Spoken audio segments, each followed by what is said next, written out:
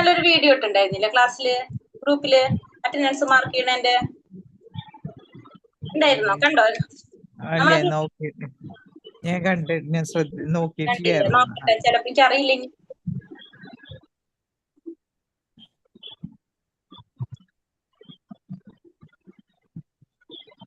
ഇല്ലെങ്കിൽ ഇട്ടുതരാം ഒന്നും കൂടി. അറ്റൻഡൻസ് പറ്റുന്നവരിടാ, ബുദ്ധിമുട്ടി ആരും അറിയില്ലെങ്കിൽ ഇടണ്ട, കുഴപ്പമില്ല, നമ്മൾ ചെയ്യാം. എന്നാലും പരമാവധി ചെയ്യിക്കാൻ നോക്കണമെന്നുള്ള എല്ലാവർക്കും. അപ്പൊ ആ വീഡിയോ ഒന്നും കൂടി പോസ്റ്റ് ചെയ്യാം, അതൊന്ന് കണ്ടു നോക്കൂട്ടാ. ഇവിടെ ഒരു മോർന്ന് ഓപ്ഷൻ കാണാം, അല്ലെങ്കിൽ ഒരു ചാറ്റ് കാണാം. അവിടെയാണ് നമ്മൾ അറ്റൻഡൻസിന്റെ ലിങ്ക് വരുന്നുണ്ടാവുക. ഇവിടെ മാതാജി ഇട്ടിട്ടുണ്ട്, ഞങ്ങളുടെ ഒന്നും കൂടി പോസ്റ്റ് ചെയ്യുന്നുണ്ട്. അറ്റൻഡൻസിന്റെ ലിങ്ക് ഇപ്പൊ വന്നിട്ടുണ്ടാവും. അപ്പൊ അതുമല്ല നമുക്ക് തൊട്ട് കഴിഞ്ഞാൽ നിങ്ങൾക്ക് ഒരു ഗൂഗിൾ ഫോം കാണാം. അവിടെ പേര്, മൊബൈൽ നമ്പർ, ഡേറ്റ്, ഇത് 3 മാർക്ക് ചെയ്തിട്ട് സബ്മിറ്റ് കൊടുക്കുക.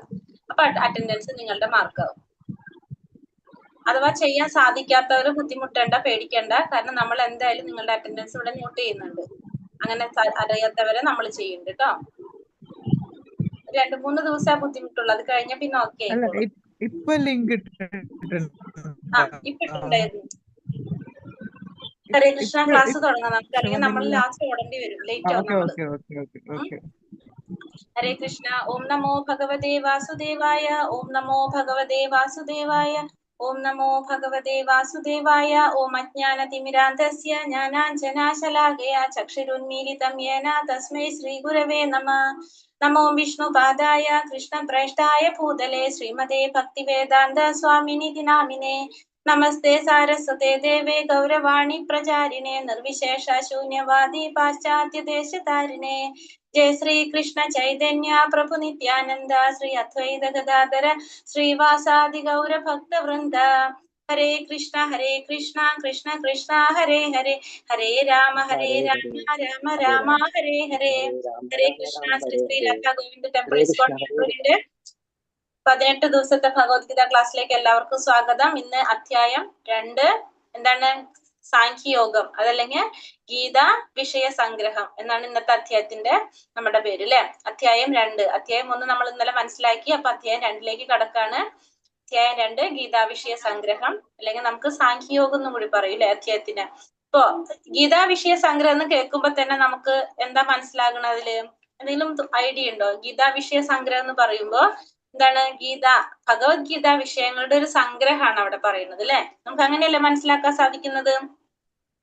അതായത് നമ്മൾ ഇന്നലെ പറഞ്ഞു ഭഗവത്ഗീതയിൽ 18 അധ്യായങ്ങളാണുള്ളത്. അതിനെ 3 ഭാഗങ്ങളാക്കി തിരിച്ചിട്ടുണ്ട്. അതില് 1 മുതൽ 6 വരെയുള്ള അധ്യായം കർമ്മയോഗം, 12 വരെ ഭക്തിയോഗം, 13 മുതൽ 18 വരെ ജ്ഞാനയോഗം അല്ലെ. അങ്ങനെ ഭാഗങ്ങളാക്കി തിരിച്ചിട്ടുണ്ടെന്ന് പറഞ്ഞു. അപ്പൊ ഈ അധ്യായത്തില് അർജുനന് ഭഗവാൻ ജ്ഞാനയോഗവും കർമ്മയോഗവും ഭക്തിയോഗവും ഒക്കെ ഉപദേശിക്കുകയാണ്. ഹരേ കൃഷ്ണ. അപ്പൊ എല്ലാതും ഒരുമിച്ച് ഭഗവാൻ ഈ അധ്യായത്തിൽ അർജുനന് പറഞ്ഞു കൊടുക്കുകയാണ്. അതുകൊണ്ടാണ് ഈ അധ്യായത്തിന് എന്തെന്ന് പറയുന്നത്? ഗീതാ വിഷയ സംഗ്രഹം എന്നും കൂടി പറയാനായിട്ട്. കാരണം ഭഗവാൻ അർജുനനോട് ആത്മാവിനെ കുറിച്ചും ശരീരത്തിനെ കുറിച്ചും ആത്മാവും ശരീരവും തമ്മിലുള്ള ബന്ധത്തെ കുറിച്ചും ആത്മാവിന്റെ പ്രത്യേകതകളെ കുറിച്ചൊക്കെ ഉള്ളൊരു ജ്ഞാനം നൽകുന്നുണ്ട്. അപ്പൊ ഭഗവാൻ അതുകൊണ്ട് ജ്ഞാനം നൽകുന്നുണ്ട്. അപ്പൊ പിന്നെ അതേപോലെ തന്നെ കർമ്മം ചെയ്യണം. അതെങ്ങനെ ചെയ്യണം? ഫലം ആഗ്രഹിക്കാതെ കർമ്മം ചെയ്യണം എന്ന് ഭഗവാൻ പറയുന്നുണ്ട്. കർമ്മയോഗത്തിലേക്ക് കടക്കുന്നുണ്ട്. അതേപോലെ തന്നെ ചെയ്യുന്ന കർമ്മങ്ങൾ മുഴുവൻ ഫലം ആഗ്രഹിക്കാതെ ഭഗവാനെ സ്മരിച്ചുകൊണ്ട് ചെയ്യണം എന്ന് പറയുന്നുണ്ട്. ഭഗവാന് വേണ്ടിയിട്ട് കർമ്മം ചെയ്യാൻ പറയുന്നുണ്ട്. അപ്പൊ ഭക്തിയോഗത്തെ കുറിച്ചും ഭഗവാനോട് അർജുനന് പറഞ്ഞു കൊടുക്കുന്നുണ്ട്. അപ്പൊ അതുകൊണ്ടാണ് നമ്മൾ 2ാമത്തെ അധ്യായത്തിന് ഗീതാ വിഷയ സംഗ്രഹം എന്ന് കൂടിയിട്ട് പറയാനായിട്ട് കാരണം. അപ്പൊ 3 കാര്യങ്ങള് ഭഗവാൻ ഇവിടെ അർജുനനും പറഞ്ഞു കൊടുക്കുന്നുണ്ട്. അപ്പൊ അതുകൊണ്ടാണ് നമ്മൾ ഇതിനെ അങ്ങനെ പറയുന്നത്. അപ്പൊ 1ാമത്തെ അധ്യായത്തിൽ നമ്മൾ എവിടെയാ നിൽക്കുന്നത്? ലാസ്റ്റ് നമ്മൾ എന്ത് പറഞ്ഞാ നിർത്തിയത് ഇന്നലെ? ഓർമ്മയുണ്ടോ? അർജുനൻ യുദ്ധം ചെയ്യാനായിട്ട് വയ്യാതെ വിഷമിച്ചിട്ട് തന്റെ ബന്ധുക്കളെ സുഹൃത്തുക്കളെയൊക്കെ കണ്ട് യുദ്ധം ചെയ്യാൻ താല്പര്യമില്ലാതെ വില്ലും ശരങ്ങളൊക്കെ താഴെ വെച്ച് യുദ്ധം ചെയ്യാൻ താല്പര്യമില്ലാതെ തേരിലിരിക്കാന്ന് പറഞ്ഞിട്ടാണ് നമ്മൾ അധ്യായം നിർത്തിയത് ഇന്നലെ. അങ്ങനെയല്ലേ നിർത്തിയത്? ആണോ? അതെ അതെ മാതാജി. നമ്മള് അങ്ങനെ പറഞ്ഞിട്ടാണ് നിർത്തിയത്. അപ്പൊ ഭഗവാൻ അർജുനനോട് ചോദിക്കുകയാണ്, നിനക്ക് എവിടെ നിന്നാണ് ഈ മാലിന്യം വന്നു പെട്ടത്? ഭഗവാൻ ചോദിക്കുകയാണ് അർജുനനോട്, നിനക്ക് എവിടെ നിന്നാണ് ഈ മാലിന്യം വന്നു പെട്ടത് എന്ന്. അർജുനൻ ഭഗവാനെ ചീത്ത പറയാണ് ഇവിടെ. സോറി, അർജുനനല്ല, ഭഗവാൻ അർജുനനെ ചീത്ത പറയാണ് ഇവിടെ ചെയ്യുന്നത്. കാരണം അപ്പൊ ഭഗവാൻ ഈ അധ്യായത്തില് അർജുനന് ഭൗതിക ശരീരത്തെ കുറിച്ചും ആത്മാവിനെ കുറിച്ചൊക്കെയുള്ള പഠനം നടത്തി തന്റെ മൂലസ്വരൂപമായിട്ടുള്ള ഭഗവാനെ കുറിച്ച് മനസ്സിലാക്കി ആത്മസാക്ഷാത്കാരത്തിലേക്ക് എത്താനായിട്ട് സാധ്യമാക്കുന്ന വഴികളാണ് ഈ അധ്യായത്തിലൂടെ അർജുനന് ഭഗവാൻ തുറന്നു കൊടുക്കുന്നത്. അതാണ് രണ്ടാമത്തെ അധ്യായത്തില് മെയിൻ ആയിട്ട് നമ്മൾ കാണാനായിട്ട് പോകുന്നത്. അപ്പോ രണ്ടാമത്തെ അധ്യായം ഇതിലേക്ക് കടക്കാം. ഷെയർ ചെയ്യട്ടെന്ന്. അപ്പൊ ഗീതാ വിഷയ സംഗ്രഹം. അപ്പൊ അതാണ് നമ്മൾ രണ്ടാമത്തെ അധ്യായം ഗീതാ വിഷയ സംഗ്രഹം എന്ന് പറഞ്ഞു. അപ്പൊ ഭഗവാൻ ഇവിടെ ഈ അധ്യായത്തിൽ എന്താ ചെയ്യുന്നത്? അപ്പൊ ഭൗതിക ശരീരത്തെ കുറിച്ചും ആത്മാവിനെ കുറിച്ചൊക്കെ ഉള്ള പഠനം നടത്തിയിട്ട് ഭഗവാന് പറയാ ഭഗവാനെ കുറിച്ച്, അതായത് തന്റെ മൂലസ്വരൂപമായിട്ടുള്ള കുറിച്ച് മനസ്സിലാക്കാൻ വേണ്ടിയിട്ട് ഉള്ള അവസരങ്ങൾ, അതിനു വേണ്ടിയിട്ടുള്ള കാര്യങ്ങളാണ് ഇതിലൂടെ ആത്മസാക്ഷാത്കാരത്തിലേക്ക് എങ്ങനെ എത്താം എന്നാണ് ഈ അധ്യായത്തിലൂടെ മനസ്സിലാക്കി കൊടുക്കുന്നത്. അപ്പോ അതാണ് രണ്ടാമത്തെ അധ്യായം. അപ്പൊ അത് രണ്ടാമത്തെ അധ്യായത്തില് ഫസ്റ്റ് നമ്മൾ ആത്മസാക്ഷാത്കാരത്തെ കുറിച്ചാണ് സ്ലൈഡ് വരുന്നത്. അതിനു മുന്നേ നമുക്ക് ചെറിയൊരു കാര്യം കൂടി പറയാം. കാരണം രണ്ടാമത്തെ അധ്യായം തുടങ്ങുന്നതില് രണ്ടാമത്തെ ശ്ലോകത്തിലൂടെയാണ് ഭഗവാൻ ശ്ലോകം സ്റ്റാർട്ട് ചെയ്യുന്നത്. അത് നമ്മൾ ഇതിൽ സ്ലൈഡിൽ കൊടുത്തിട്ടില്ല. അപ്പൊ ആ ഒരു ശ്ലോകം കൂടി പറഞ്ഞിട്ട് നമുക്ക് ഇതിലേക്ക് കടക്കാം. ശ്രീ ഭഗവാനുവാച. ഹരേ കൃഷ്ണ. ഓം നമോ ഭഗവതേ വാസുദേവായ. ശ്രീ ഭഗവാനുവാച. കുതസ്ത്വാ കശ്മലമിതം വിഷമേ സമുപസ്ഥിതം അനാരിജുഷ്ടമസുർഗ്യം അകീർത്തികരമർജുന. ശ്രീ ഭഗവാൻ പറഞ്ഞു, പ്രിയപ്പെട്ട അർജുന, നിനക്ക് എവിടെ നിന്നാണ് ഈ മാലിന്യം വന്നു പെട്ടത്? ജീവിതത്തിന്റെ മൂല്യം എന്തെന്ന് അറിയുന്ന ഒരാൾക്ക് ഇതൊട്ടും യോജിച്ചതല്ല. ഉപരിലോകങ്ങളിലേക്കല്ല, അകീർത്തിയിലേക്കാണ് ഇത് നിന്നെ നയിക്കുക. അപ്പോ ഒന്നാമത്തെ അധ്യായത്തിൽ നമ്മൾ പറഞ്ഞു, യുദ്ധം ചെയ്യാൻ താല്പര്യമില്ലാതെ എന്താ പറഞ്ഞത്, യുദ്ധം ചെയ്യണ്ടെന്ന് പറഞ്ഞിട്ട് വില്ലും ശരങ്ങളൊക്കെ താഴെ വെച്ച് അർജുനൻ യുദ്ധം ചെയ്യാൻ താല്പര്യമില്ലാതെ വിഷമിച്ചിരിക്കുകയാണ്. അപ്പൊ ഭഗവാൻ അർജുനനോട് ചോദിക്കാണ്, നിനക്ക് എവിടെ നിന്നാണ് ഈ മാലിന്യം വന്നു പെട്ടത്? അപ്പൊ നീ ക്ഷത്രിയനാണ്. ക്ഷത്രിയന്റെ ധർമ്മം എന്താണ്? യുദ്ധം ചെയ്യുക എന്നുള്ളതാണ് ക്ഷത്രിയ ധർമ്മം. അപ്പൊ നീ യുദ്ധം ചെയ്യാതിരുന്നാൽ നിനക്ക് എന്താ സംഭവിക്കുന്നത്? നിന്റെ കീർത്തിയല്ല ഇവിടെ ഉണ്ടാകുന്നത്, നിന്നെ അകീർത്തിയിലേക്കായിരിക്കും നിന്നെ നയിക്കുന്നത് ഇതൊക്കെ. അതുകൊണ്ട് നീ യുദ്ധം ചെയ്യാതിരുന്നു കഴിഞ്ഞാൽ നിന്നെ എന്താണ് പറയാ, നിന്നെല്ലാവരും നിന്നെ കുറിച്ച് നിന്റെ കീർത്തിയെ കുറിച്ചല്ല, നിന്നെ അകീർത്തിപ്പെടുത്താണ് ചെയ്യുന്നത്. അത് നിനക്ക് എവിടെ നിന്നാണ് ഈ മാലിന്യം വന്നു പെട്ടതെന്ന് അർജുനനോട് ഭഗവാൻ ഇവിടെ ചോദിക്കുകയാണ്. അപ്പൊ അങ്ങനെ ചോദിച്ചിട്ട് നമ്മൾ പറഞ്ഞു, ഭഗവാൻ അർജുനനോട് ആത്മസാക്ഷാത്കാരത്തിന് സാധ്യമാകുന്ന വിധത്തിൽ എങ്ങനെയാണ് ആത്മസാക്ഷാത്കാരം നടത്തുക, അതിലേക്ക് ഭഗവാൻ നയിക്കുകയാണ് ചെയ്യുന്നത്. അപ്പൊ ആത്മസാക്ഷാത്കാരത്തിന് 3 തരത്തിൽ നമുക്ക് ആത്മസാക്ഷാത്കാരം സാധിക്കുന്നുണ്ട്. ഏതൊക്കെയാണ്? ബ്രഹ്മത്തിലൂടെ, പരമാത്മാവിലൂടെ, ഭഗവാനിലൂടെ. അപ്പൊ ആത്മസാക്ഷാത്കാരത്തിന് വേണ്ടിയിട്ട് 3 തരത്തിൽ നമ്മള് ആത്മസാക്ഷാത്കാരം നേടാൻ സാധിക്കും നമുക്ക്. അതിനുള്ള പഠനം നടത്താനാണ് ഈ ഒരു അധ്യായത്തിൽ വഴിതെളിച്ചുകൊണ്ടിരിക്കുന്നത്. അപ്പൊ നമ്മൾ ഒന്നാമത്തെ സാക്ഷാത്കാരം ഏതാണ്? ബ്രഹ്മ സാക്ഷാത്കാരം. രണ്ടാമത്തെ പരമാത്മാ സാക്ഷാത്കാരം. മൂന്നാമത്തെ ഭഗവാൻ സാക്ഷാത്കാരം. അപ്പൊ നമുക്ക് നോക്കാം 3 വിധത്തില് ആത്മസാക്ഷാത്കാരം നേടാനായിട്ട് സാധിക്കും. നമുക്കൊന്ന് ബ്രഹ്മ സാക്ഷാത്കാരം, പരമാത്മാ സാക്ഷാത്കാരം, ഭഗവത് സാക്ഷാത്കാരം. അപ്പൊ ബ്രഹ്മ സാക്ഷാത്കാരം എന്ന് വെച്ചാൽ എന്താണ്? ബ്രഹ്മം എന്ന് വെച്ചിട്ടുണ്ടെങ്കിൽ ഭഗവാന്റെ ആ ഒരു പ്രകാശത്തിനെയാണ് നമ്മൾ എന്ത് പറയുന്നത്, അല്ലെങ്കിൽ ആത്മീയ ലോകത്തിലെ പ്രകാശത്തിന്, വൈകുണ്ഠ ലോകങ്ങളിലെ പ്രകാശത്തിനെയാണ് നമ്മൾ എന്ത് പറയുന്നത്? ബ്രഹ്മ സാക്ഷാത്കാരം. ബ്രഹ്മൻ എന്ന് പറയുന്നത് ഒരു ജ്യോതിസ്, ഒരു വെളിച്ചം, അത്രയാണ് ബ്രഹ്മൻ എന്ന് പറയുന്നത് നമുക്ക്. അപ്പൊ ഭഗവാന്റെ ശരീരത്തിലായ ഒരു പ്രകാശാവാം, അല്ലെങ്കിൽ വൈകുണ്ഠ ലോകങ്ങളിലെ പ്രകാശം. അപ്പൊ ഇത് ആണ് ഈ പ്രകാശം. ആ പ്രകാശത്തിലേക്ക് നമ്മൾ ലയിക്കുന്നതിനാണ് നമ്മൾ എന്ത് പറയുക? ആത്മസാക്ഷാത്കാരം. ആത്മാവിന് സാക്ഷാത്കാരം കിട്ടുക. ആത്മാവ് എവിടെ നിന്നാണോ വന്നത് തിരിച്ച് അങ്ങോട്ട് പോകുന്നതാണല്ലോ ആത്മാവിന്റെ സാക്ഷാത്കാരം. തന്റെ മൂലസ്വരൂപമായിട്ടുള്ള ഭഗവാനെ കുറിച്ച് മനസ്സിലാക്കുക, അതാണ് ആത്മസാക്ഷാത്കാരം. പക്ഷെ ഇവിടെ ഫസ്റ്റ് സാക്ഷാത്കാരം ഏതാ പറയണത്? ബ്രഹ്മത്തിൽ ലയിക്കുക, ബ്രഹ്മ സാക്ഷാത്കാരാണ് പറയുന്നത്. അപ്പൊ ഈ ബ്രഹ്മ സാക്ഷാത്കാരം എന്ന് പറയുമ്പോൾ എന്താണ്? ഭഗവാന്റെ ആ പ്രകാശത്തെ കുറിച്ച് മാത്രമേ നമുക്ക് അറിയാൻ സാധിക്കുന്നുള്ളൂ. ആ ബ്രഹ്മത്തില്, ആ പ്രകാശത്തിലാണ് ലയിക്കുന്നത്. അതിനാണ് നമ്മൾ എന്ത് പറയുന്നത്? ബ്രഹ്മ സാക്ഷാത്കാരം എന്ന് പറയുന്നത്. അപ്പൊ നമ്മള് ആത്മീയമായിട്ടുള്ള ഭഗവാന്റെ ആ ജ്യോതിസിൽ, ആ പ്രകാശത്തിലാണ് ലയിക്കുന്നത്. അപ്പൊ എന്താണ്, ഭഗവാൻ ഒരു രൂപമുണ്ടെന്ന് നമുക്ക് മനസ്സിലാകുന്നില്ല, നമ്മൾ ഭഗവാന്റെ ആ പ്രകാശത്തിൽ ലയിക്കുന്നുള്ളൂ. അപ്പൊ ഒന്നാമത്തത് ബ്രഹ്മ സാക്ഷാത്കാരം, രണ്ടാമത്തേതാണ് പരമാത്മ സാക്ഷാത്കാരം. രണ്ടാമത്തെ നമുക്ക് ഇത്തിരിയും കൂടി നമുക്ക് നന്നായിട്ട് പറയണമെങ്കിൽ പരമാത്മ സാക്ഷാത്കാരത്തിലേക്ക് കടക്കാൻ സാധിക്കും. അതെങ്ങനെയാണ്? പരമാത്മാവ് എന്ന് വെച്ചാല് നമ്മുടെ എല്ലാവരുടെ ഹൃദയത്തില് പരമാത്മ രൂപത്തിൽ ഭഗവാൻ ഇരിക്കുന്നുണ്ട്. ശംഖ് ചക്ര ഗദാപത്മത്തോടു കൂടിയ ഭഗവാൻ പരമാത്മാവിനെ സാക്ഷാത്കരിക്കുക, അതാണ് പരമാത്മാ സാക്ഷാത്കാരം എന്ന് പറയുന്നത്. അപ്പൊ അത് ധ്യാനത്തിലൂടെ, തപസ്സിലൂടെയൊക്കെയാണ് നമുക്ക് സാധിക്കുന്നത്. നമുക്ക് ഇഷ്ടമുള്ള ഭഗവാന്റെ രൂപത്തെ മനസ്സിൽ ധ്യാനിച്ചുകൊണ്ട് കുറേ വർഷങ്ങൾ എടുക്കാം, ചിലപ്പോ കുറേ വർഷങ്ങൾ നമ്മൾ ഭഗവാനെ ധ്യാനിച്ചുകൊണ്ടാണ് നമ്മൾ എന്ത് ചെയ്യുന്നത്, പരമാത്മാ സാക്ഷാത്കാരം നമുക്ക് സാധ്യമാകുന്നത്. അപ്പൊ അത് ശംഖ് ചക്ര ഗദാ പത്മത്തോടു കൂടിയ ആരെയാണ്? പരമാത്മാ രൂപത്തിലിരിക്കുന്ന ഭഗവാനെ സാക്ഷാത്കരിക്കുന്നതാണ് എന്ത്? പരമാത്മാ സാക്ഷാത്കാരം എന്ന് പറയുന്നത്. അപ്പോഴും നമ്മൾ എവിടേക്കേ പോകുന്നുള്ളൂ? വൈകുണ്ഠ ലോകങ്ങളിലേക്ക് നമുക്ക് പോകാനായിട്ട് സാധിക്കുന്നുള്ളൂ. മൂന്നാമത്തെ സാക്ഷാത്കാരാണ് ഭഗവത് സാക്ഷാത്കാരം. ഭഗവത് സാക്ഷാത്കാരം എന്ന് പറഞ്ഞാൽ സച്ചിദാനന്ദ സ്വരൂപനായിട്ടുള്ള ഭഗവാൻ ശ്രീകൃഷ്ണനെ സാക്ഷാത്കരിക്കുന്നതാണ് എന്ത്? ഭഗവത് സാക്ഷാത്കാരം. ഭഗവത് സാക്ഷാത്കാരത്തിലൂടെ നമുക്ക് ഭഗവാനെ അറിയാനായിട്ട് സാധിക്കുകയാണ്. ഭഗവാനെ കൂടുതൽ നമുക്ക് അറിയാൻ സാധിക്കുന്നു, ഭഗവാനെ സേവിക്കാൻ സാധിക്കുകയാണ്. അപ്പൊ നമുക്ക് എവിടേക്ക് പോകാൻ സാധിക്കും? ഭഗവാന്റെ ലോകത്തിലേക്ക് പോകാനായിട്ട് സാധിക്കും. ഭഗവാന്റെ ലോകം ഗോലോക വൃന്ദാവനത്തിലേക്ക് പോകാനായിട്ട് സാധിക്കും. അതാണ് ഭഗവത് സാക്ഷാത്കാരം എന്ന് പറയുന്നത് നമ്മള്. അപ്പൊ ഇത് താരതമ്യേന എളുപ്പമാണെന്നാ പറയുന്നത് ഭഗവത് സാക്ഷാത്കാരം. ഭക്തിയുടെ സേവനത്തിലൂടെ, ഭഗവാനെ സേവിക്കുന്നതിലൂടെ നേരിട്ട് നമുക്ക് എന്ത് ചെയ്യാൻ സാധിക്കും? ഭഗവത് സാക്ഷാത്കാരം സാധ്യമാകുന്ന പറയുന്നത്. അപ്പൊ ആത്മസാക്ഷാത്കാരം 3 തരത്തിൽ നമുക്ക് ആത്മസാക്ഷാത്കാരം ചെയ്യാൻ സാധിക്കും. ഒന്ന് ബ്രഹ്മത്തില് ലയിക്കാൻ സാധിക്കും, അല്ലെങ്കിൽ പരമാത്മാവില് ലയിക്കാൻ സാധിക്കും, അതല്ലെങ്കിൽ ഭഗവാനില്. അപ്പൊ ഫസ്റ്റ് നമ്മൾ പറഞ്ഞു ബ്രഹ്മത്തില്. അപ്പൊ ബ്രഹ്മത്തില് സാക്ഷാത്കരിക്കുന്നവർക്ക് ഭഗവാനെ കുറിച്ച് അറിയാനോ പരമാത്മാവിനെ കുറിച്ച് അറിയാനോ സാധിക്കുന്നില്ല. ഭഗവാൻ എന്ന് പറഞ്ഞ അവർക്ക് എന്താണ്? ഒരു പ്രകാശം മാത്രമായിരിക്കും. പരമാത്മാവില് സാക്ഷാത്കാരത്തിന് ശ്രമിക്കുന്നവർക്ക് ഭഗവാൻ എന്താണ്? ശംഖ് ചക്ര ഗദാപത്മത്തോടു കൂടിയ ആ പരമാത്മാവിനെ കുറിച്ച് മാത്രമേ അറിയുന്നുള്ളൂ. പക്ഷെ ഭഗവത് സാക്ഷാത്കാരത്തിലാണ് എന്തറിയണത്? സച്ചിദാനന്ദ സ്വരൂപനായിട്ടുള്ള ആ ഭഗവാനെ കുറിച്ച് മനസ്സിലാക്കാനായിട്ട് സാധിക്കും. അപ്പൊ 3 തരത്തിൽ നമുക്ക് സാക്ഷാത്കാരം നടത്താനായിട്ട് സാധിക്കും. അതാണ് ബ്രഹ്മത്തിലൂടെ, പരമാത്മാവിലൂടെ, ഭഗവാനിലൂടെ. ബ്രഹ്മ സാക്ഷാത്കാരം, പരമാത്മാ സാക്ഷാത്കാരം, ഭഗവത് സാക്ഷാത്കാരം. അതില് ഏറ്റവും നമ്മൾ സാക്ഷാത്കരിക്കാൻ നമ്മൾ എങ്ങനെയാണ് ശ്രമിക്കേണ്ടത്? ആരെ സാക്ഷാത്കരിക്കാനാണ് നമ്മൾ ശ്രമിക്കേണ്ടത്? ഇതിന്ന് എന്താ നമുക്ക് മനസ്സിലായത്? ഇതിൽ ഏത് സാക്ഷാത്കാരാണ് ഏറ്റവും ശ്രേഷ്ഠമായിട്ടുള്ളത്? ആനന്ദ സ്വരൂപനായിട്ടുള്ള ഭഗവത് സാക്ഷാത്കാരാണ് നമ്മൾ ശ്രമിക്കേണ്ടത്.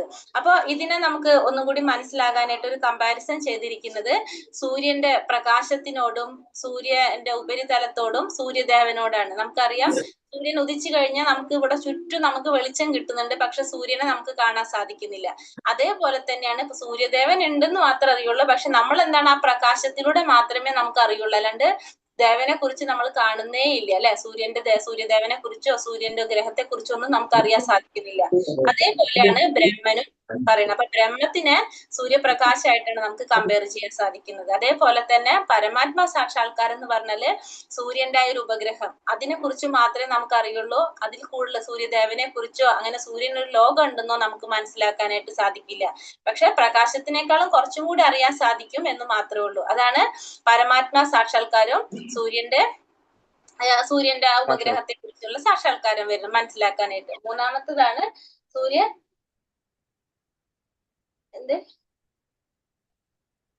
മൂന്നാമത്തേത് എന്താണ്? ഭഗവത് സാക്ഷാത്കാരം. ഭഗവത് സാക്ഷാത്കാരം എന്ന് പറഞ്ഞാല് സൂര്യദേവനായിട്ട് കമ്പയർ ചെയ്യാം. കാരണം സൂര്യദേവനുണ്ട്, സൂര്യൻ ഒരു ഗ്രഹമുണ്ട് നമുക്കറിയാം.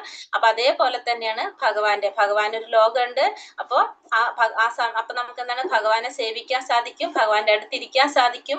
അതേപോലെ തന്നെ സൂര്യദേവനെ കുറിച്ചും അറിയാൻ സാധിക്കും. അതാണ് ഏത് സാക്ഷാത്കാരം പറയുന്നത്? നമ്മള് ഭഗവത് സാക്ഷാത്കാരം പറയുന്നത് സൂര്യദേവനായിട്ട് ചെയ്യുന്നത്. അപ്പൊ 3 തരത്തില് നമുക്ക് പറയാം. അപ്പൊ ആത്മസാക്ഷാത്കാരം 3 വിധത്തിൽ നമുക്ക് ചെയ്യാൻ സാധിക്കും. ഒന്ന് ബ്രഹ്മത്തിൽ ലയിക്കാനായിട്ട് ബ്രഹ്മസാക്ഷാത്കാരത്തിലൂടെ, പരമാത്മാ സാക്ഷാത്കാരത്തിലൂടെ, മൂന്നാമത്തെ ഭഗവത് സാക്ഷാത്കാരത്തിലൂടെ. ഇതാണ് 3 തരത്തില് നമുക്ക് ആത്മസാക്ഷാത്കാരം ചെയ്യാനായിട്ട് സാധിക്കുന്നതില്. അപ്പൊ മനസ്സിലായത്? ഇത്രയും ക്ലിയർ ആയോ? ഹരേ കൃഷ്ണ.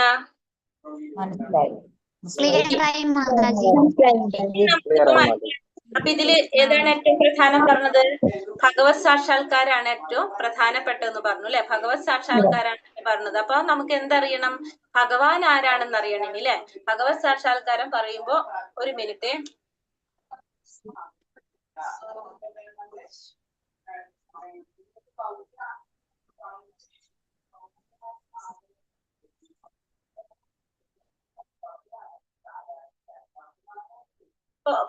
ഭഗവാനെ കുറിച്ച് ഇനി നമുക്ക് എന്തറിയണം? ഭഗവത് സാക്ഷാത്കാരാണ് ഏറ്റവും പ്രധാനപ്പെട്ടത് നമ്മൾ പറഞ്ഞു. അപ്പൊ നമുക്ക് എന്തറിയണം? ഭഗവാനെ കുറിച്ച് നമുക്കറിയണം അല്ലെ? അപ്പൊ അതാണ് ഭഗവത് സാക്ഷാത്കാരം നമ്മൾ പറഞ്ഞു. അപ്പൊ ഭഗവാൻ ആരാണെന്നാണ് ഇനി പറയുന്നത്. ഭഗവാൻ എന്ന് പറഞ്ഞാല് പരാശര മഹർഷി തന്നിരിക്കുന്ന ഒരു നിർവചനമുണ്ട് ഭഗവാന്. ഭഗവാന് പറഞ്ഞിരിക്കുന്ന ഒരു നിർവചനം എന്താണ്? കുറെ സൗന്ദര്യം, സമ്പത്ത്, കീർത്തി, ശക്തി, ജ്ഞാനം, വൈരാഗ്യം. വൈരാഗ്യം എന്ന് വെച്ചാൽ ത്യാഗം കേട്ടോ. ഈ 6 കാര്യങ്ങളും ഉൾക്കൊള്ളുന്നത് ആരാണോ, ഇത് മൂന്നും ഈ 6ഉം പൂർണ്ണമായിട്ട് ആരിലാണ് അടങ്ങിയിരിക്കുന്നത്, ആ വ്യക്തിയെ നമുക്ക് എന്തെന്ന് പറയാം? ഭഗവാൻ എന്ന് പറയാനായിട്ട് സാധിക്കും. അതായത് കുറെ സൗന്ദര്യം, സമ്പത്തും, കീർത്തിയും, ശക്തിയും, ജ്ഞാനവും, വൈരാഗ്യവും ഇതെല്ലാതും അടങ്ങിയിരിക്കുന്ന ഒരു വ്യക്തി. ഒരു വ്യക്തിയെ നമുക്ക് എടുത്താൽ അവർക്ക് ചിലപ്പോൾ കുറെ സൗന്ദര്യം ഉണ്ടായിരിക്കാം, ചിലർക്ക് കുറെ സമ്പത്ത് ഉണ്ടായിരിക്കാം, ചിലപ്പോൾ കീർത്തി ഉണ്ടായിരിക്കാം. പക്ഷെ എല്ലാ ഗുണങ്ങളും ഒരുമിച്ച് ആർക്ക് മാത്രമേ ഉണ്ടാവുള്ളൂ? ഭഗവാന് മാത്രമേ ഉണ്ടാവുള്ളൂ. ആ വ്യക്തിയെ നമ്മൾ എന്ത് പറയുന്നു? ഭഗവാൻ എന്ന് പറയും. അപ്പൊ പരാശര മഹർഷി നൽകിയിരിക്കുന്ന നിർവചനാണ് ഭഗവാന്. എന്താണ് ഭഗവാൻ എന്ന് പറഞ്ഞു കഴിഞ്ഞാൽ ഈ 6 ഗുണങ്ങളും പരിപൂർണമായിട്ട് അടങ്ങുന്ന വ്യക്തിയാണ് ആര്? ഭഗവാൻ എന്ന് പറയാം. അപ്പൊ ഭഗവാൻ എന്ന് പറഞ്ഞു കഴിഞ്ഞാല് ബുദ്ധിയിൽ കൊടുത്തിരിക്കുന്നത് സമ്പത്ത്, ശക്തി, യശസ്, സൗന്ദര്യം, ജ്ഞാനം, ത്യാഗം എന്നാണ് ഭഗവത്ഗീതയിൽ കൊടുത്തിരിക്കുന്നത്. ഇതിൽ സ്ലൈഡ് ചെറിയ വ്യത്യാസത്തിൽ കൊടുത്തിട്ടുണ്ട്. അപ്പൊ ഈ 6 കാര്യങ്ങളും പരിപൂർണമായിട്ട് ഉൾക്കൊള്ളാൻ സാധിക്കുന്നത് ആർക്കാണോ, കഴിയുന്നത് ആർക്കാണോ, അവരെയാണ് നമ്മൾ എന്ത് പറയുന്നത്? ഭഗവാൻ എന്ന് പറയുന്നത്. സച്ചിദാനന്ദ സ്വരൂപനായ ഭഗവാൻ ശ്രീകൃഷ്ണനാണ് അപ്പൊ ഭഗവാൻ എന്ന് നമ്മൾ പറയണം. അപ്പൊ ഇതെല്ലാം കുറെ സൗന്ദര്യവും, സമ്പത്തും, കീർത്തിയും, ശക്തിയും, ജ്ഞാനവും, വൈരാഗ്യവും ഇതെല്ലാതും ആരിലാണ്? ഭഗവാനിലാണ് അടങ്ങിയിരിക്കുന്നത്. അപ്പൊ ആ വ്യക്തിയാണ് നമ്മൾ ഭഗവാൻ എന്ന് പറയുന്നത്. ഇത് പരാശര മഹർഷി കൊടുത്തിരിക്കുന്ന നിർവചനാണ്. അപ്പൊ ഭഗവാൻ എന്ന് പറഞ്ഞ ഈ 6 ഗുണങ്ങള് ഉള്ളൊരു വ്യക്തിയാണ് ഭഗവാൻ എന്ന് പറയുന്നത്. അപ്പൊ അർജുനനോട് ഭഗവാൻ ചോദിക്കുകയായിരുന്നു അല്ലെ, എന്താണ് അപ്പൊ നിനക്ക് എന്തുകൊണ്ടാണ് ഈ മാലിന്യം വന്നു പെട്ടത്? ഇത് നിനക്ക് യോജിച്ച പ്രവൃത്തിയല്ല, ഇതെന്താണ്? തരംതാണ ആണത്തമില്ലായ്മയാണ് ഇതെന്നാണ് ഭഗവാൻ അർജുനനോട് പറയുന്നത്. ശത്രുക്കളെ വിജയിക്കാനായിട്ട് പ്രാപ്തിയുള്ളവനാണ് നീ. അപ്പൊ നീ നിന്റെ ഹൃദയ ദൗർബല്യത്തെ ഉപേക്ഷിച്ച് നീ എഴുന്നേറ്റ് യുദ്ധം ചെയ്യാനായിട്ട് ഭഗവാൻ അർജുനനോട് ആവശ്യപ്പെടുകയാണ് ചെയ്യുന്നത്. അപ്പൊ അർജുനൻ എന്താ പറയുന്നത്?